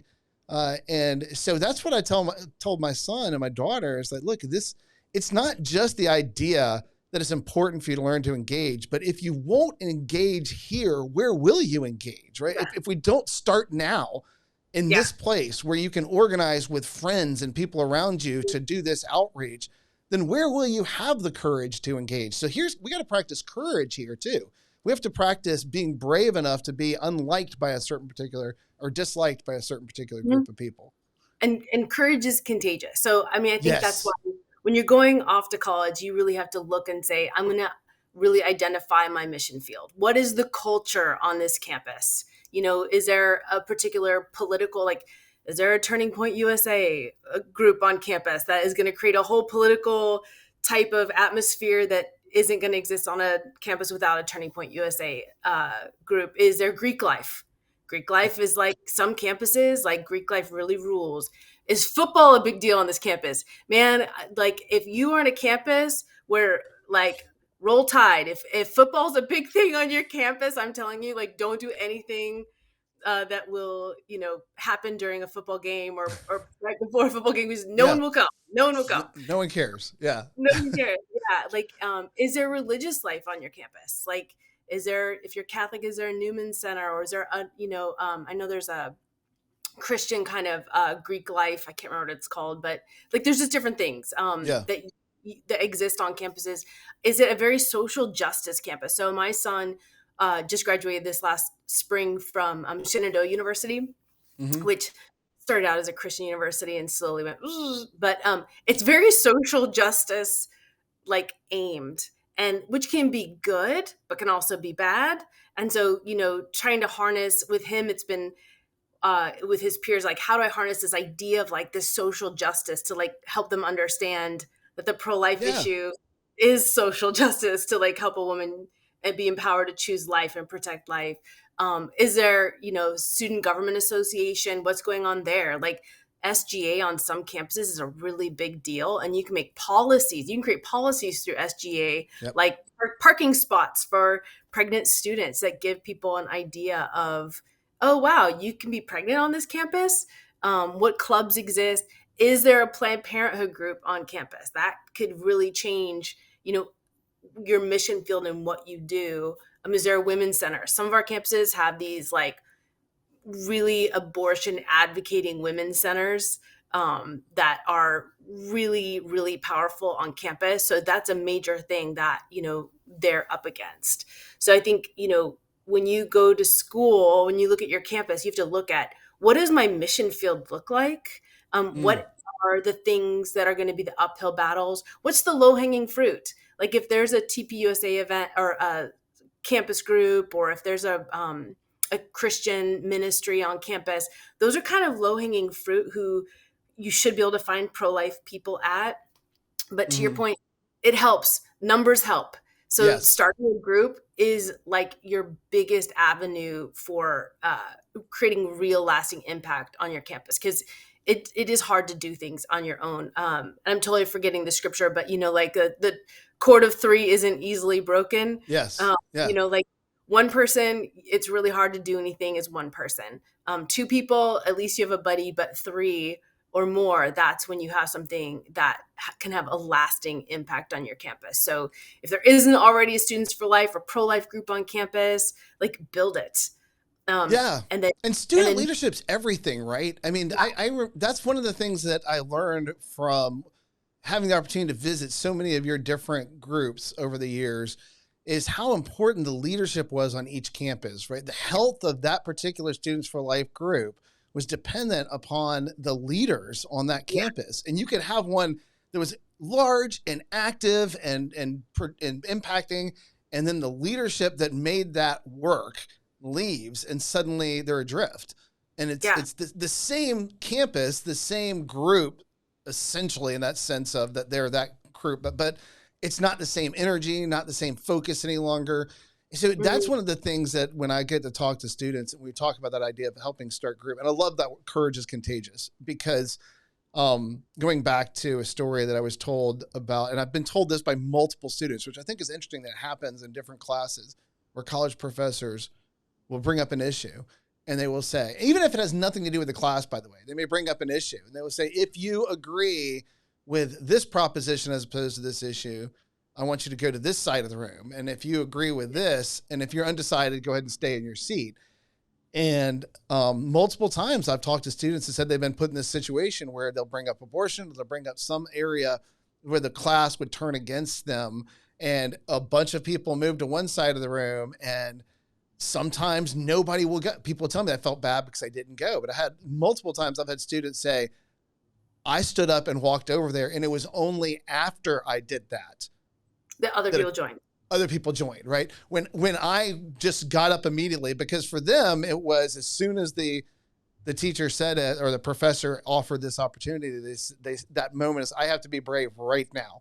I just have to get up and go over there, right? I can't just sit here. I have to go over there because that's what I believe. And if I don't get up and go over there, I'm being dishonest to myself. That's the way these young people have described it to me. But it was because they had to immediately do it, or they wouldn't have done it at all. Right? Had they sat there for a second longer, the weight of the room would have probably beaten them. But all the ones that go, they say, he said it or she said it, and I was up and I was over. But it was only after I was over that other students who sat and looked at me and looked at the other side of the room then stood up and walked over. So you can just get courage from the one person being willing to say, let's do this. And then everyone else saying, let's get involved. Another thing I like about the group thing too, was the student was just relaying this to me. They were walking around in the common area, handing out pro-life literature. And this person was very nervous, but they were with an older student that was more comfortable with this. And they said when the older student tried to hand literature to somebody who had, let's say, just by the way they were dressed and acting and things that they were wearing, made it clear that they disagreed with them, and the person gave them a dirty look, the younger student said, I was nervous for a second. And then the older student looked at them and said, and just as politely as possible, you can just say no. You're not required to take this from me. Yeah. And they said that was such a learning thing for them, to say that this person wasn't afraid of being rejected, and actually empowered that person who was dealing with the emotion of somebody standing in front of them to say, you're allowed to say no, you don't want this, and we'll just move on. Right? There's no reason for you to sit there being angry at me for offering this to you. I'm offering you information. And so it was instructive for them, not just to have the courage to hand that information out, but to see how a more mature student handled it when somebody was clearly angry at them without allowing that anger to be transferred over to them as well. Yeah, for sure. I mean, like, you need a core group of people for a group that understands the mission is going to drive the mission. And so those are going to be like your most committed, probably your most courageous, maybe they're little Jay Watts and they just like to argue. So they're ready to go out and take it on. So you do need that core group of people. But if you can gather up that core group, to your point, one, you can build an organization on campus, a club, but you can build more leaders. And I think that's one of the things that we really work and aim to do is, like, it's great that you're the president of the group and you've led the group, to this point and done all these activities and impacted your campus in all these ways. But if you're not recruiting and developing and training the person behind you, then everything you've accomplished could crumble. And so it is that like bringing up this group of people to lead after you go. And that point, going back to your original point too, which I had never thought of, I have to say, I think that fascinating, identifying your mission field. Because when you first said that to me and we were talking, I was thinking of it just in terms of just identifying your campus as the mission field.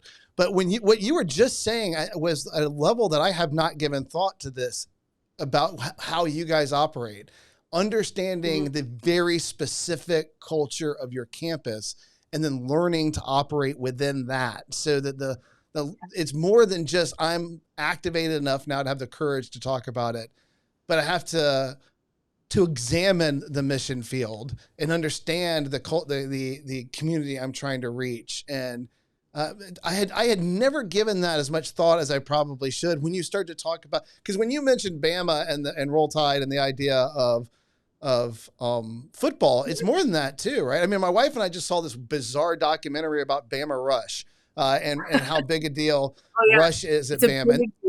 It's a huge deal. And that's so the different cultures on different campuses would require a different strategy and a different way of forming your group, the focus of your group, how you're going to do outreach. I had never really thought about that until you just brought that up.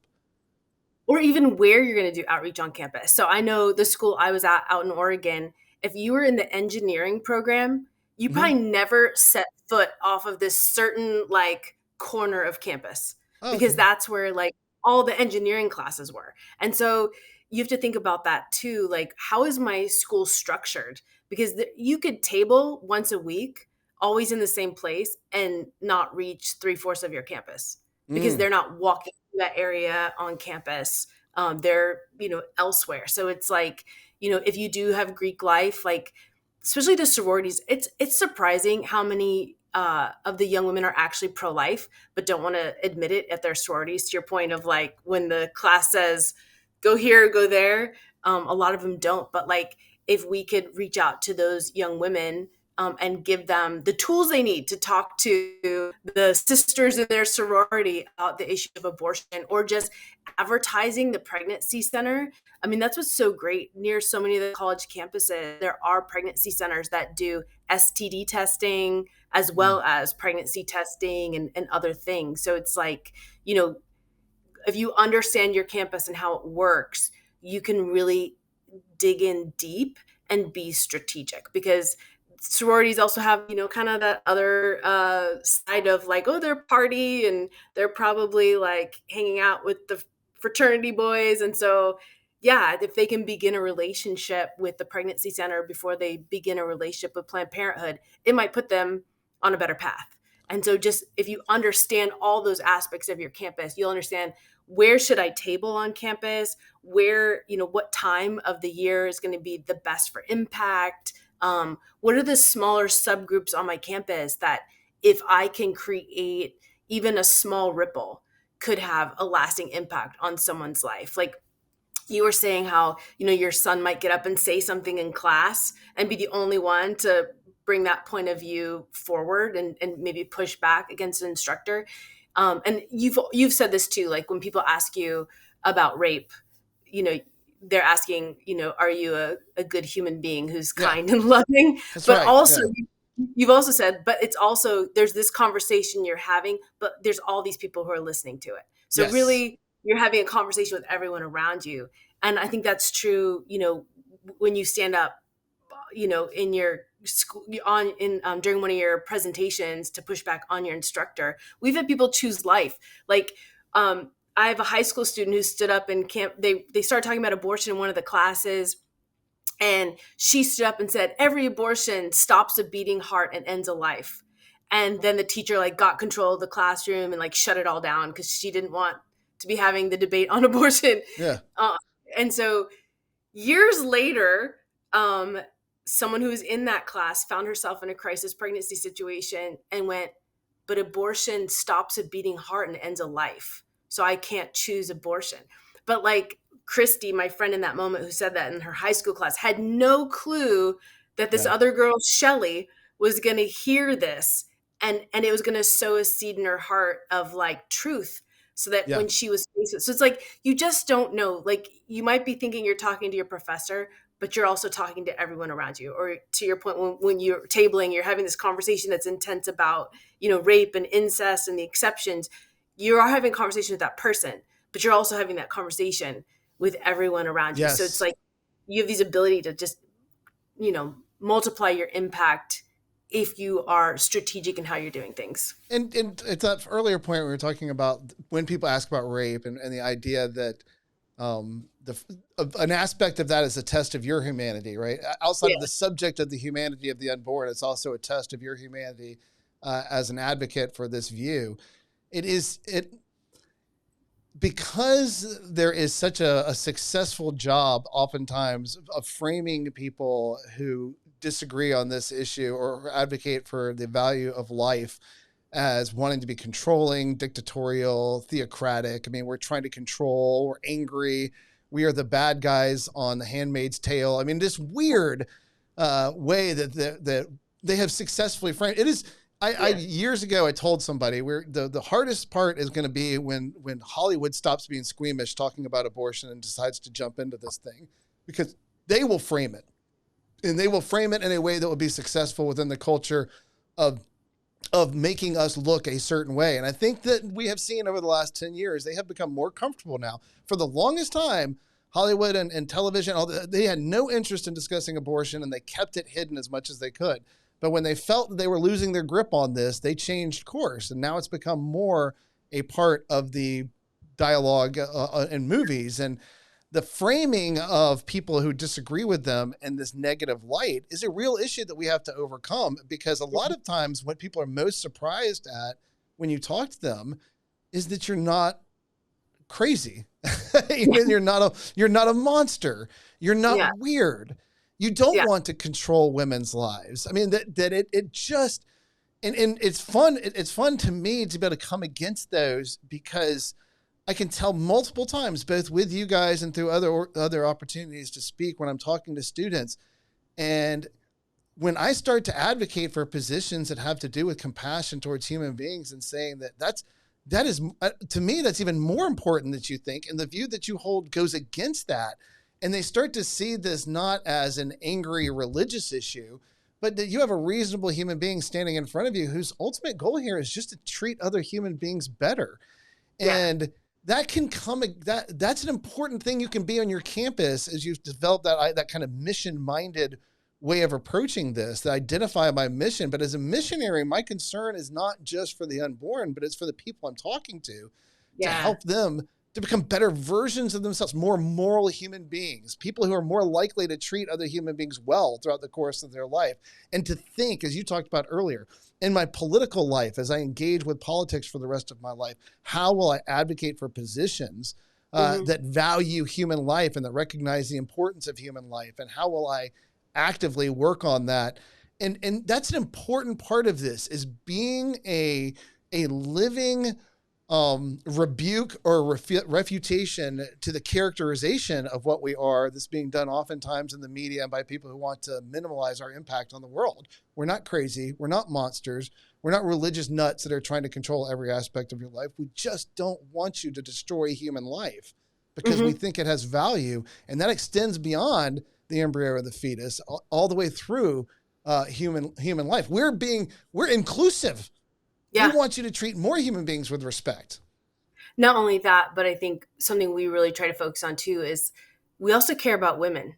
And abortion doesn't bring justice to women. And actually, it can harm them emotionally, physically, psychologically. And so, long term, we know that choosing life is better. Yeah. It's always, you don't regret choosing life.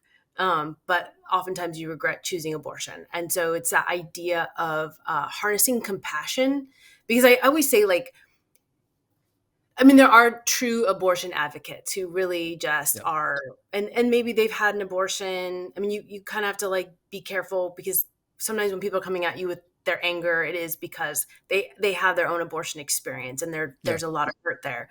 But I would say the majority of people who are just that default pro-choice, they just have misplaced compassion. They really care about women. They really do. They really care about families. They just, for whatever reason, have decided that abortion is compassion. And so for us, it's showing them actually, it's not compassion. One, it's not compassion because it ends an innocent human life, the most vulnerable of human beings. But two, it's not compassionate because it's not actually good for the woman. It doesn't cure her poverty. Yeah. It doesn't cure her rape. It doesn't, ensure that she's going to finish her college education or get a good career. It doesn't do all the things that culture has sold it to be, which is the solution to every problem so that a woman can advance in life. A lot of women have an abortion and are still in poverty, are still in an abusive relationship, are still stuck in all of these things that brought them to the point where they chose abortion to begin with.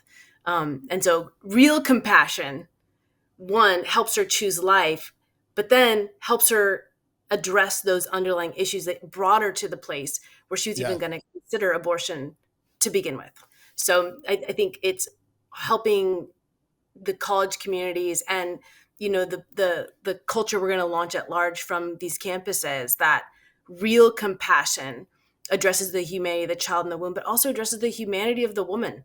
What is she really facing? And I think that's what I love about what a lot of our Students for Life groups do, is they're providing scholarships They're providing resources. They're creating connections with the pregnancy centers and other resourcing organizations in their community with their campus, so that not only, you know, do you see, can someone on campus see that this is actually a real choice?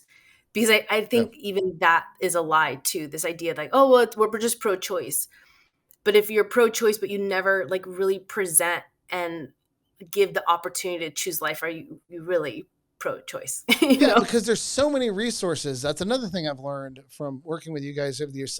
Oftentimes, campuses have resources in place and the ability to help students who have found themselves facing an unplanned pregnancy while students who may think this is the end of my educational path. And the school already has resources in place to help with that. And Mm-hmm. it is, to your point, the people who disagree with the idea of what that we advocate for, the people who are pro-choice, abortion rights advocates, whatever, however you want to identify them, they oftentimes try to hide that or obscure that fact Mm-hmm. of those other opportunities.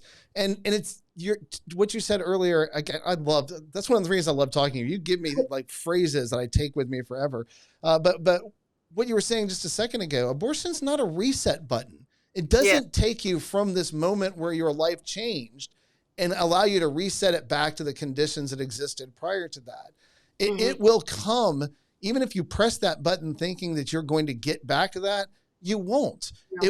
It will leave behind the whole series of events and emotional and spiritual impact that it had on you in a way of understanding. It may desensitize you. It may leave you struggling. A woman that I've talked to multiple times who I love up in Illinois, I've mentioned her before, I think on the podcast, where she struggled for a long time after having her abortion because she kept going to counselors who agreed with her right to choose and were helping her to come to terms with the idea. Their goal was to help her to see that she had done nothing wrong and that the feelings of unease that she was carrying were the problem. And she needed to get rid of those things. And she said, I finally she said, I re-embraced my Catholic roots when I was older. And then I went to a new counselor, and this person was a Catholic counselor, but a qualified counselor. And she said, I shared with her all that early stuff. And she said that the counselor said, well, in response to it, she said, well, abortion is wrong. So that's why you feel that way. And she said that there was a weight lifted off of her. Yeah. Because she said, I was struggling with this because I knew in my heart that it was the right thing to do. And so it was bizarre that I couldn't get rid of these feelings that I was having. And I struggled with it for years. And when somebody just said, well, that was wrong, you shouldn't have done that. She said, my brain started turning. That's why I feel this way. It was wrong. And now I can get back to living a full life where I recognize it was wrong. But, in the Christian context, there's forgiveness. I just need to recognize it, identify that and hand that over, and then now live my life accordingly. As you said, now as I move forward, I'm not moving forward with the idea that nothing happened. I'm moving forward with what happened changed me and helped me to grow so that I'll break the patterns that I had before and I can live a more fulfilling life, not bogged down by either the emotion of what just happened or the life choices that led me to this place. And the pregnancy center, by the way, we filmed this in a room that's given to us by the local pregnancy center here that we work with. That's awesome. And it's awesome. And they're amazing, right? And they have so many resources to help people break the patterns of their life that have led them to this place. This canard that all we care about is the unborn and that we don't care about them after they're born, or we don't care about the women, is ridiculous. We're the ones that are giving free classes to the women saying, okay, here's how you restructure your financial approach to life. Here's how you restructure your life plans as far as how you understand relationships. Because a lot of these people grew up with broken relationships and they don't understand what a healthy relationship is. They've never been in one. And so to have people that'll meet with them who are qualified to say, look, these are how healthy relationships work. This is what a person who has a good self-image and understanding of how they ought to be treated demands other people treat them. We're going to break those patterns because we don't want you facing this again and again and again. That's true compassion. Yeah, I love, so Heritage Foundation, so long ago, they did this series called Seeking Social Justice. And they talked about what is real social justice. And real social justice happens with an individual person. Yeah. It doesn't happen to a group of people. And the goal of social justice is to restore our relationship with ourselves, because maybe there's something that, we're have an issue with ourselves. Maybe we're bulimic or whatever it is. Restoring our relationship with others. Maybe we have broken relationship with a family member or a spouse or whatever it is. And restoring relationship with God, because if we have a broken relationship there, are we ever going to have real social justice? And they also added, the idea of restoring relationship with the earth. Like, I don't know. That one's a little bit more fluffy for me, but I'm a nature lover, so I get it, right? But yeah. Yeah, we still need to, like, we have to be good stewards of the earth, which is, definitely a Christian virtue. But I just thought that was what a great definition that, when we're even on campuses and talking to people, like, you have to realize, like, this is not just a flat person you're talking to. This is a person who has a past experience, maybe is struggling with something within themselves, maybe has a broken relationship with the Lord, maybe has a broken relationship with someone else. And so, if you look at someone as a whole person, when you're out there talking to them, and I feel like that's really, and again, one of the things I really enjoy when you speak to our students and train our students is, like, I'm considering this person as a whole person when I'm talking to them. I know Stephanie Gray talks about how there's this conversation you're having here, but then there's this conversation you should also be having here.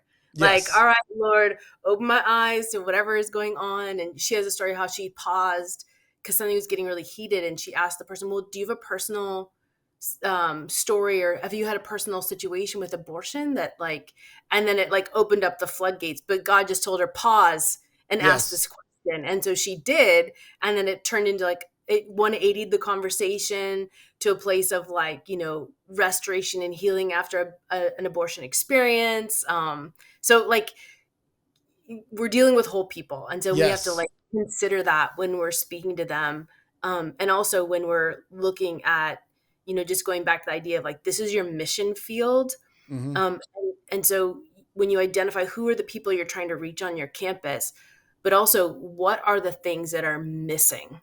Because if no one on your campus knows that there's, a pregnancy help center, pregnancy resource center, or no one on your campus knows that if you're hurting from an abortion, there's, counseling you can go to.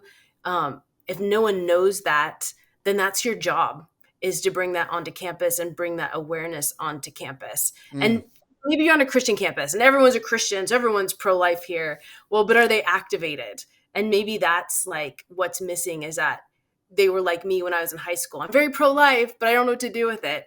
And maybe that's your thing that's missing, is you need to create situations where they can serve. Maybe it's a volunteer at the pregnancy center. Maybe it's a pray at the abortion facility. It could be so many different things. I went in and did a training years ago at a seminary. And so we talked about, I met with, like, future pastors. It was so cool. And my whole presentation was about, how do you talk to someone who is facing, a bad prenatal diagnosis and considering an abortion? How do you compassionately, and that was this was my mission field, was I was going to help with future pastors. And I knew a resource they were missing is, how do I talk to a couple who is facing a wanted pregnancy, but a really bad diagnosis of that their baby got in utero, and they're now, the doctors are pushing them to choose abortion. And so, I mean, like, that was a very unique opportunity. But there's always an opportunity to look and say, what's missing on my campus, and how do I solve that? Whether it's, no one on my campus is talking about abortion, so I better table and create opportunity where people are going to stop and listen, or bring Jay Watts onto campus, or a former abortionist, or what is going to be the thing that captures the attention of my peers on this campus. I think one of the hardest things that we face is this earbud culture, where, like, so at in LA, UCLA, the campus, they have, like, I call it the gauntlet. They only let you table in this, like, one area. And it's like everyone comes in tables, and, like, even, like, credit card companies come and table. It's, like, insane. And so, but it's, like, this main thoroughfare. And so I call it the gauntlet, because everyone, like, they put their earbuds in, and it's like, I will not look at you. I will not look at you. I will not look at you. because they know if I look at you, you might talk to me. Yes. So it's like, what's missing? How do we capture people's attention on our campus? Do we go in a different location? Do we do a different kind of thing that captures their imagination and gets them to like pull out their earbuds and stop and talk to me? In California, when they were working on that bill, which passed, to bring abortion pills onto all the California campuses through their medical health centers, we brought toilet bowls onto campus. Yes, I saw that. Yeah. So it was like, what are we going to do to get people to stop and like recognize this means that women on this campus are going to be having abortions in their dorm rooms? Yeah.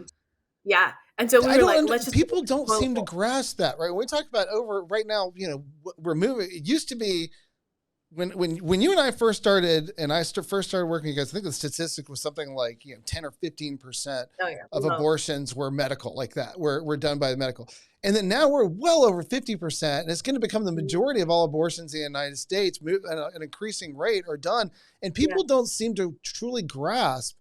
This isn't you taking a pill and then you're just magically not pregnant. Yes. Your child, your offspring that was developing inside of you will still have to be evacuated out of your body. And it's going to do that in a toilet while you're alone more often than not. Right. Yeah. And so this is a horrifying reality of it. The sense, and this is one of the things, by the way, that I get very frustrated about how things are communicated, not just on this issue, but on a lot of issues, is that there is a sense portrayed in the media oftentimes with a lot of issues that we talk about today, that the treatment is more effective than it is, or that it's easier than it is. And this one frustrates me because I loved that, bringing toilet bowls. And there is an aspect of what we do. When I talked to you earlier about how much I love your immediate action response to things, that you find a way. We have to find a way to capture their attention for a moment. Mm-hmm. And sometimes for the people that you're trying to get their attention, it is unpleasant. It is an unpleasant moment that we have to have where we're trying to say, look, this is what is happening. But it's necessary, as you said, to break that. Alan Bloom wrote a book called Closing the American Mind. I can't remember. It was a long time. I think it was back in the early 80s.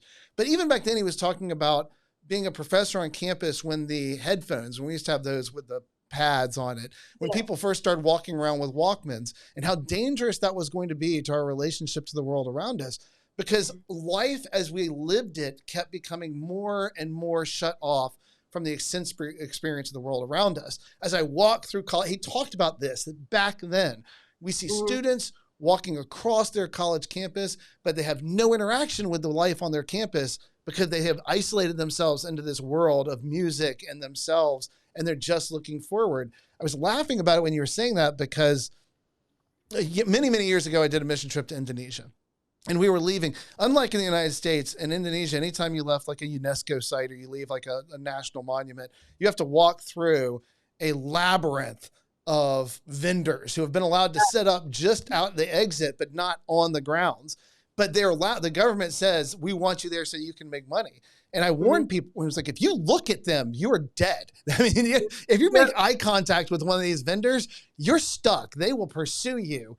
And I had this young guy walking with me, and he looked at one of them because he said, Jay, I felt so rude. You were just walking straight through and you wouldn't look at anybody. And so I finally decided, as a Christian, I need to acknowledge that these people live. And so I looked at one of them and smiled, and he said, because I turned around and he was gone, and I had to go back and retrieve him from this group of vendors that had surrounded him. And I had to tell my son that recently too, when he was abroad. When you walk by vendors, man, you cannot look at them. Don't look. Don't look. They're going to get you. So you do have to find a way to break through all that noise with a great message. I want to go back to another thing, though, because when you said find what's missing, and I want to tell you why I love that. Because I did fundraising for this organization where we're filming right now, the local pregnancy center. I started my work in the pro-life movement working as a development coordinator here. So it wasn't speaking, it wasn't apologetics, it wasn't any of that stuff. I was helping raise money for our local pregnancy center. That's how I got started.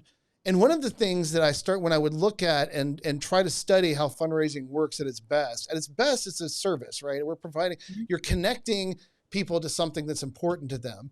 And what I noticed when you went and talked to pastors, let's talk about them for a second. And you said, what is it that you struggle with the organizations that are coming to you? And you said, everybody comes to me with their hand out. That's what they want. Everybody's coming to me constantly. You need to fund this. You need to fund that. What I need is somebody who will help me. Yeah. So what I need is somebody who will look to something that I'm not doing well and tell me how they can help me do it better. And by looking for something that's missing, by that focus, I'm looking for a place where a need is not being met in my community. And then I'm meeting that need. It's a service attitude. Right. I serve my community by looking for the aspect of a needed thing within it. And on college campuses, you can find so many areas of need as it pertains to the issue of abortion and the value of human life. There's so many things that you can do. And that's what I love about the multifaceted approach that you guys have of building leaders, of building community, of helping people find resources on their campus, of helping people to learn how to engage this issue and set up their own events so that they can dialogue with the people on their campus and get them rethinking these. But looking for need, looking for something that's missing, I think gets us into a better place because it puts us into that place where we recognize this is an act of service. Sure, it's an act of activism. I mean, we're active. I'm an activist for the unborn. So I understand that, but I recognize that activism serves the community because if we're destroying human life at the rate that we are, and it's valuable human life, which I believe all the best arguments say that it is, then the act of abortion is destructive to the community. And I serve the community by helping them to see that in productive ways. And so I'm not just in conflict with the community, I'm serving the community. And those people that we're talking to, as you mentioned earlier, recognizing the fullness of their humanity. It was at one of the events that I did for you guys, Students for Life event at St. Louis University. And I had this young woman that I was talking to at a table, and she just was very angry. And as I kept picking at it and diving, I said, is there something there? Like what you were talking about, Stephanie said, is there something here I'm missing? Because you just seem so mad at me for disagreeing with you about this. And she said, well, I just had to take my best friend last week to get an abortion. I drove them there. They needed this. And what you're saying is that them and me, what we both did was wrong. I did something wrong. She did something wrong. You're judging us. I'm okay. Well, that changes this conversation altogether, right? This isn't somebody I'm just trying to convince of it. This isn't an object of argument, which is what I think bad arguing does. The person I'm talking to isn't an object for me to dump my arguments on. They're not a notch on my belt to win to my side so that I can say another victory. This is a young woman who's standing in front of me. And if I'm right, if what I'm saying to her is right, then she's having to come to the terms with the fact that she did something wrong last week. And then her friend did something deeply wrong. And you have to find a way to help them land that. Let me land that you were actively involved in something deeply wrong. And yet we still have a path forward where we can be productive on how we, and by service, we'll find a path for you from this moment. If you're coming to terms with the idea that you're emotionally dealing with this, there is a path forward from you at this moment that doesn't require you to pretend it wasn't wrong. You can both embrace that it was wrong, and we have resources. We can meet your need right here. We have a path for you to go to get you away from this spot and to feel as a whole human being. Yeah, which, I mean, like, obviously a student isn't going to be able to have all those tools in their tool belt, which is why it's so important for them to like connect with outside resources. Who are the churches around my campus who have these different ministries, or who are the crisis pregnancy centers or maternity homes or whatever it is? Because I think that's part of that overwhelmed feeling I think sometimes students feel, or young people in general. I know what I felt like, oh my gosh, but I can't help. So I guess I won't say anything. And so it's so important, if you're really going to serve your campus and serve your peers, is knowing who are the people that I can plug in with who can do this. Because like Students for Life, we're not a pregnancy help organization. No. So we have to find people who are and work with them and we'll never be a pregnancy help organization. It's not our And you mission. shouldn't be. Yeah. And we shouldn't be. Yeah. And so I think that's it too for students, just to realize like, you don't have to be able to do it all. No. And you don't have to carry everything, but I feel like you are required to understand who in your community is available to help you carry those things or direct Yep. people to. I always say like you're losing an opportunity to help a woman choose life if you don't know the pregnancy center and like that they do ultrasounds. Because if you're talking to someone, you're like, you know what, hold on, let me call Janet right now at whatever pregnancy center and help you schedule an ultrasound. Let's just confirm you're actually pregnant and that, it's a viable pregnancy and it's not implanted in the fallopian tube and that you're good and healthy. Let's just confirm that first. Hey, Yeah. Janet, that is leaps and bounds going to help someone be empowered to choose life or even feel like, wow, this person actually cares about me. They're not just giving me a card and saying, hey, go to the pregnancy center or here's a phone number. Like, we want to be really the hands and feet of Christ to those around us. And the only way we do that is if we create that connection ourselves and not just pass someone off to someone else. We want to walk someone over to the pregnancy center. We want to make the introduction. We want to make sure that, because again, that's that whole social justice. It happens individually and between Yes. people in relationship. It doesn't happen. I mean, I'm still for put the flyers up for the pregnancy center with the chair-off numbers, do all that stuff. I think we need to advertise our resources. But when you're in that moment with that person in a relational level, you have to be able to carry that relationship over to the next person. You don't have to do it all, but you have to know where to direct them. Yeah. And that's I think that's a huge point when you said that. Let me call this, when you said Janet, use that word, that name, because I have tried to make an effort when I'm going into a personal conversation with somebody that if I have some idea about what I'm going to be talking about, as opposed to platform talk. I do a lot of platform talks where I just stand up there in front of an audience and talk. Yeah. I'm actually conflicted about that a little bit. I have been over my life because there's an aspect to what I do where I just show up to places, drop a bomb, and then leave. And it's a weird job to have because I'm not responsible for what's left behind, which is what makes cooperating with groups great. Yeah. So look, I'm here to help this group do this thing, and this is my job. This is what I do. So I'm going to do this thing and I'm going to leave. This group is going to still be here when I leave. So talk to them when they're going to be able to do everything what you may need after the fact.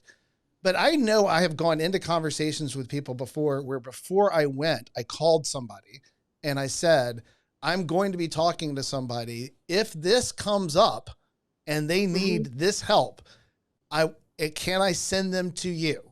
Right now? Where do I go in the next hour? So that the moment it came up, and Scott talks about this, right? Scott Klusendorf and I have talked about this before, but Scott used to talk about this a lot, and early in his presentations, he would say, you have to have a strategy. You can't just go into all of these things without having thought about them before. You have to have a strategy about how to talk. You have to have a strategy about how to argue. You have to have a strategy about how to help. You have to have there has to be a strategic. We can't fight battles without strategy, without planning, without preparation. These are battles that we're fighting. And so we have to be prepared. That's what the difference between, for me, a Students for Life group is, and then my son and daughter just arguing in a classroom. And one of them is they're just reacting in that moment with their convictions and their ability to argue. And that's great. And I'm grateful to God that they both have those convictions and are comfortable having those arguments. But the difference between that and working as a group to develop a strategy that recognizes our missions and identifies the place where we can help because there's things that are missing on our campus, and then we're going to fill those voids. That's a totally different level of operation that we're arguing on right now. It's no longer reactive, it's proactive. And we're preparing ourselves to engage as if we understand the nature of what we're engaging, the scope of it, the largeness of it. It can't be done alone. We can't. There's not a single I'll turn it back over in a second, but I just think this is funny because I do want to point out the lone wolf problem, right? So many people get activated on this issue and then think, I am going to change it. It's like, do you have any idea how many great human beings have been working on this issue for 50 years? Yeah. I mean, how many just tremendously gifted and talented people are out there that are working on this issue in our culture right now? It's great that you want to be activated, but you've got to look at the community and find your way of getting involved with it and the people that can help. And I wanted to bring that up because when my son came home and was talking to me about right now, he said, I want to start a Students for Life. I want that to be the direction that we go as this group of students is trying to figure out the path forward. And one of the things that he said was, one of the things that's most attractive about starting the Students for Life of America group on our campus or restarting it on our campus is that the area director I don't know if that's the title that you guys give them, but the Regional person that's coordinator. Yeah. okay. All right. They're already in place and able to help us. Yeah. Right? So as these students are sitting there talking, my son is trying to make the case to the other students. There's already an organization. There's already a person that we can talk to. There's already a person we can pick up the phone and call and say, we're ready to make the next step. Help us make that next step, because we're operating in coordinated effort to fill a need on our campus that just got lost somewhere along the way. Yeah, for sure. I mean, like that is probably the biggest backbone of Students for Life is our regional coordinators, because they live in the region where they serve groups. And so they can be on the campus. They can help the group do their first tabling. There's a lot of lead by example, I think. I know when we do a new campus tour, like this last one was about chemical abortion, the students are all excited. We train them in how to walk someone through the conversation with the different banners we have. We organize it in a way to like be able to have a productive conversation, because our goal is to change people's minds on abortion, even if it's just a little bit. Like we're satisfied, like a little bit's okay. You don't get a lot of 180s. No, it's normal to move people over a notch if you can move them. Yeah. And so, but a lot of times they want to hear us have the conversation first. They want to hang back and hear us walk a couple people through, how do I have this conversation? Yeah. But like, it's that courage is contagious. Then they heard the regional coordinator have this conversation with 3 or 4 students. Then they're like, oh wait, I can have this conversation. Okay. I get it now. It's like, I always feel like, when I first joined the pro-life movement and, I got presented with the trot out the toddler thing, I was like, I don't know how to trot out the toddler. Like, that sounds good when you're saying it, but like, how do I do that in like real life? And it took me hearing someone else do it in a real life conversation before I was like, okay, now I understand how you can use that example when you're talking to someone. But it is like, there's a lot of leading by example. Our regional coordinators have done it before, so they can come in and like lead and show you, and you can like, be mentored by that. So it's not just like, oh, here's the thing, go do it now. It's which is what I do. I show up and I say, do this, and then I leave. and that's why I said it's kind of conflicting, because you have to have that institution in place to be able to say, all right, we're going to help you make the next step. You need both. Yeah. Because our regional coordinators aren't experts in apologetics either. So we have this apologetics training we've created to present to groups, but none of them are at the expert level. Someone like you is, who can really have that more philosophical conversation and draw it out more. Ours is just super basic, but it's enough to get a group going. And to get them talking, right? And to get them talking, but it's not going to be that thing that is the big aha of like, okay, that's how all this philosophical stuff connects. Because I'll be honest, I hate talking to philosophy students. That's my number one category of, please don't talk to me if you're a philosophy major, because I can't handle it. They are fun. I actually like it, but there is I took this from the woman who runs our pregnancy center here, and just a remarkable woman, one of the great mentors I've ever had in my life. Beyond just being a dear friend, she's just brilliant at what she does. And she gave me a long time ago this imagery that she talks about when she's counseling people for abortion. She says, imagine that the person you're talking to has this wall in front of them, in between the two of you when you first start talking to them. And the whole art of the conversation that you're having with them is to pull down that wall piece by piece until you can be with each other with nothing between you. And that's the key to what you're doing conversationally, is pulling it down. I only brought that up because first of all, I think that's just a great way to look at conversations, right? If I recognize that there's a wall that they've put between us to start, that I'm going to have, I'm not just arguing, but I'm trying to pull this wall down so that we can see each other clearly and hear each other better. But the other thing is with philosophy students, that wall is more pronounced. and so it's fun because a lot of times, for me, when you engage with those people, the fun part of it is the certainty that they have that whatever they just learned. I mean, they're the very definition of sophomoric. I mean, they usually are. When you talk about philosophy students on campus, they just read a book yesterday. And so suddenly they're experts on this field and they don't think you've ever heard it before. I'm like, you really genuinely think I have done this for as long as I've done it and I haven't heard that before? It's totally new to me. I don't know how I'm going to come. And when you have answers, the ability to navigate, what you find though, that when you get past that, when you get past that sort of sophomoric, self-certain wall that they have up initially, you find that people that are drawn to philosophy are generally fairly reflective people. And when they see the view that they felt so certain about a second ago crumbling, and let's be honest, the reason that they are assuming that I'm stupid is because they've been told I'm stupid by somebody else, right? Yeah. And so they're bringing to it that certainty. It's like talking to a kid who tells me, well, Aristotle was just an idiot. It's like, okay, just because Aristotle was wrong about a lot of things doesn't mean he was an idiot.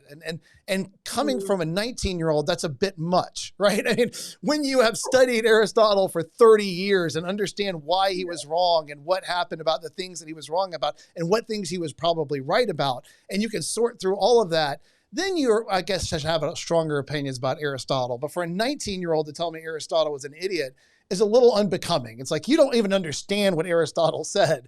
So to hear you're parroting back what somebody else said. Somebody else told you I was stupid. I get it, but I'm not. Mm-hmm. And neither is the view that all human beings ought to be treated with respect. And when to your point a second ago, victory isn't always 180. Victory is usually, if they thought I was stupid, by the time that we're done talking, they don't think that anymore. They don't think the pro-life position is irrational and stupid. They think that there are questions that have to be answered. They may not agree with me yet, but suddenly there's a new reality. These people aren't crazy. Mm-hmm. They just disagree with me. And so that's the great thing about philosophical students, is that once you can get past that certain initial wave of arrogance, you do find a deeply reflective individual oftentimes behind it.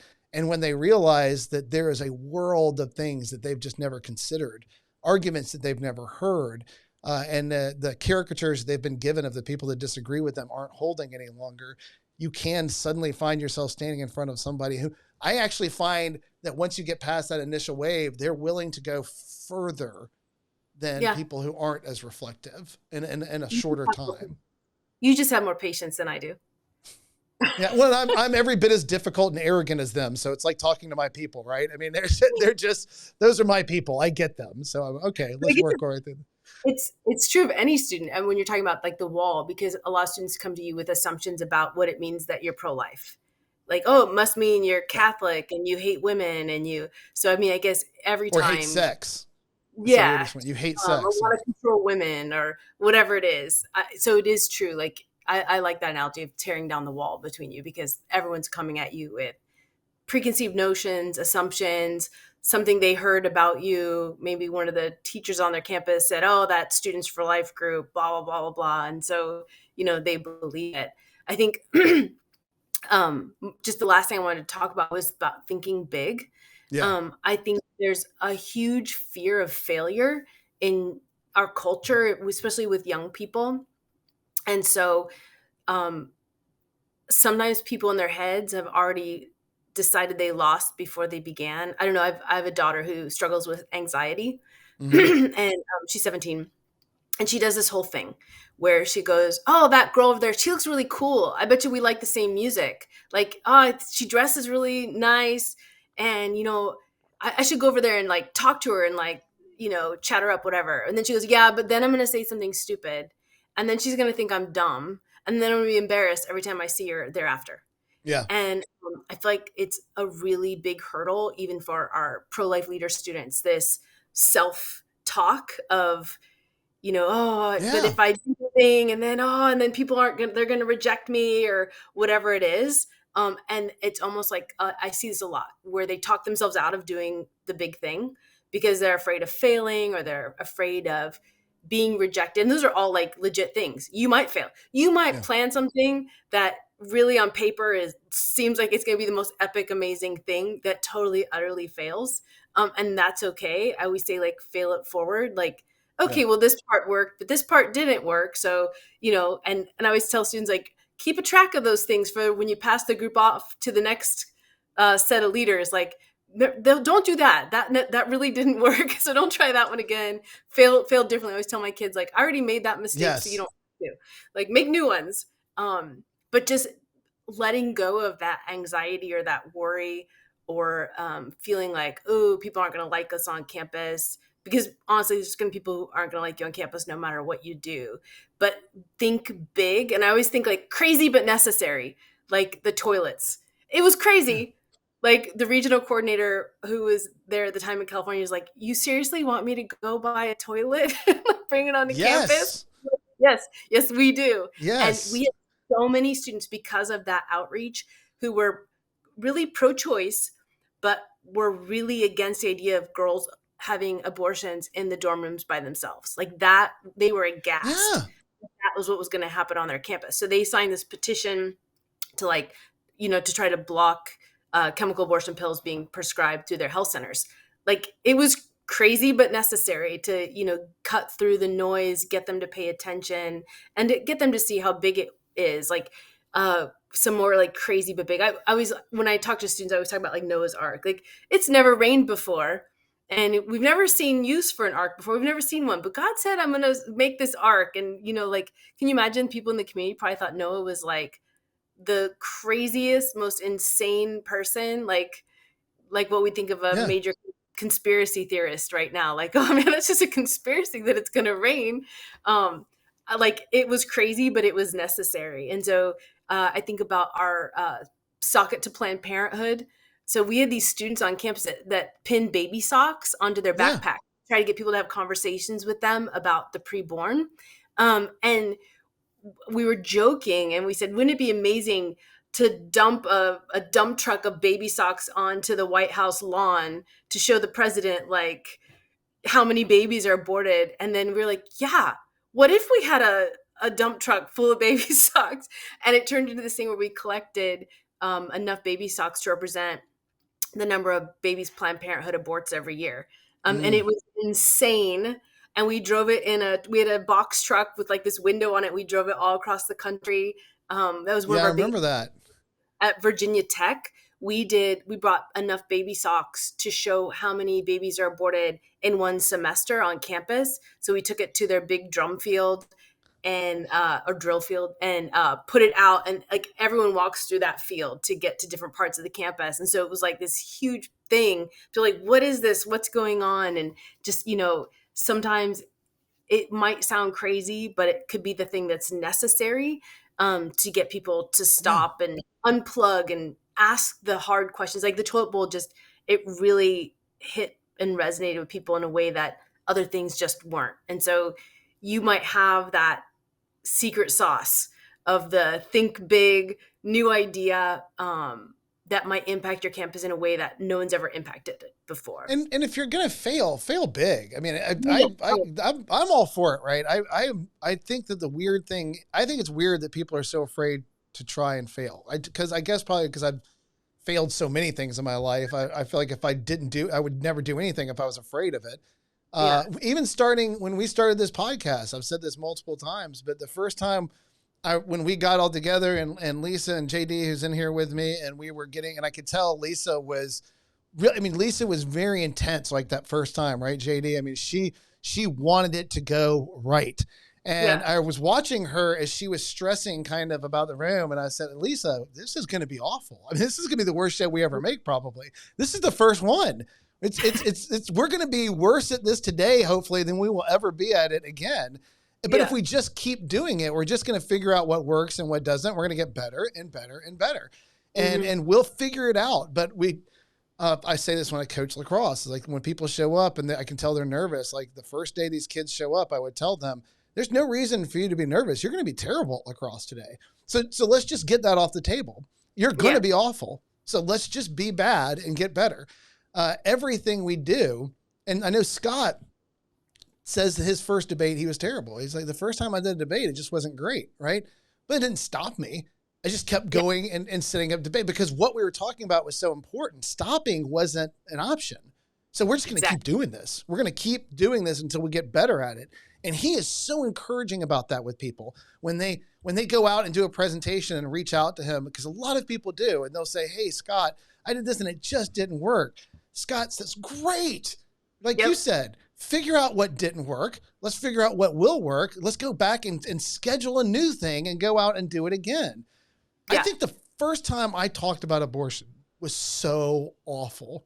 It was in a small room at my local church where I go. I had 5 people in the room maybe that showed up. I have no idea why I thought I was ready to have this talk, like this public talk anyway. And it was a disaster because it was unfocused, because there was so much I wanted to say that I didn't know how to say it all, because it was, and here's what my wife said to me afterwards. I came out and I said, honey, I've spoken about a lot of things and I've never felt like anything went as poorly as that one just went. And it was just awful. And she said, do you know why it was awful for you? Because you've never cared so much about anything you talked about as what you talked about today. She said, that's why it hurt that you didn't do it as well as you want to, because you have never cared about anything the way you care about this. So she said, so we're going to do it again. Yeah. And you're going to get better. And so that's the problem with a fear of failure. And what I like about your idea of dream big, let's just take big risk. Let's take big chances, because we're taking chances and we're taking risks because it just matters more than almost every other thing we talk about. Yep. It is so important. And so that's just going to require us to take big risk. And if the worst thing that happens is if we try something, we fail, and I look silly for a second because I made this bet, I'm really not that big a deal. It's okay. The pro-life movement's going to survive me looking stupid for a few minutes. It's going to be all right. Yeah. Nothing's hinging on Jay winning all the time.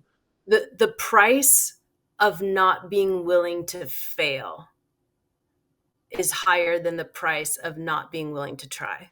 That's correct. Yeah, absolutely. And if we don't try, it's literally lives are on the line. The lives of those in the womb, but also the lives of the mothers and fathers whose children they are, communities. I mean, it's a really big deal. Oh. And it's worth failing over. It's worth looking over. It's worth going, wow, that wasn't my best moment.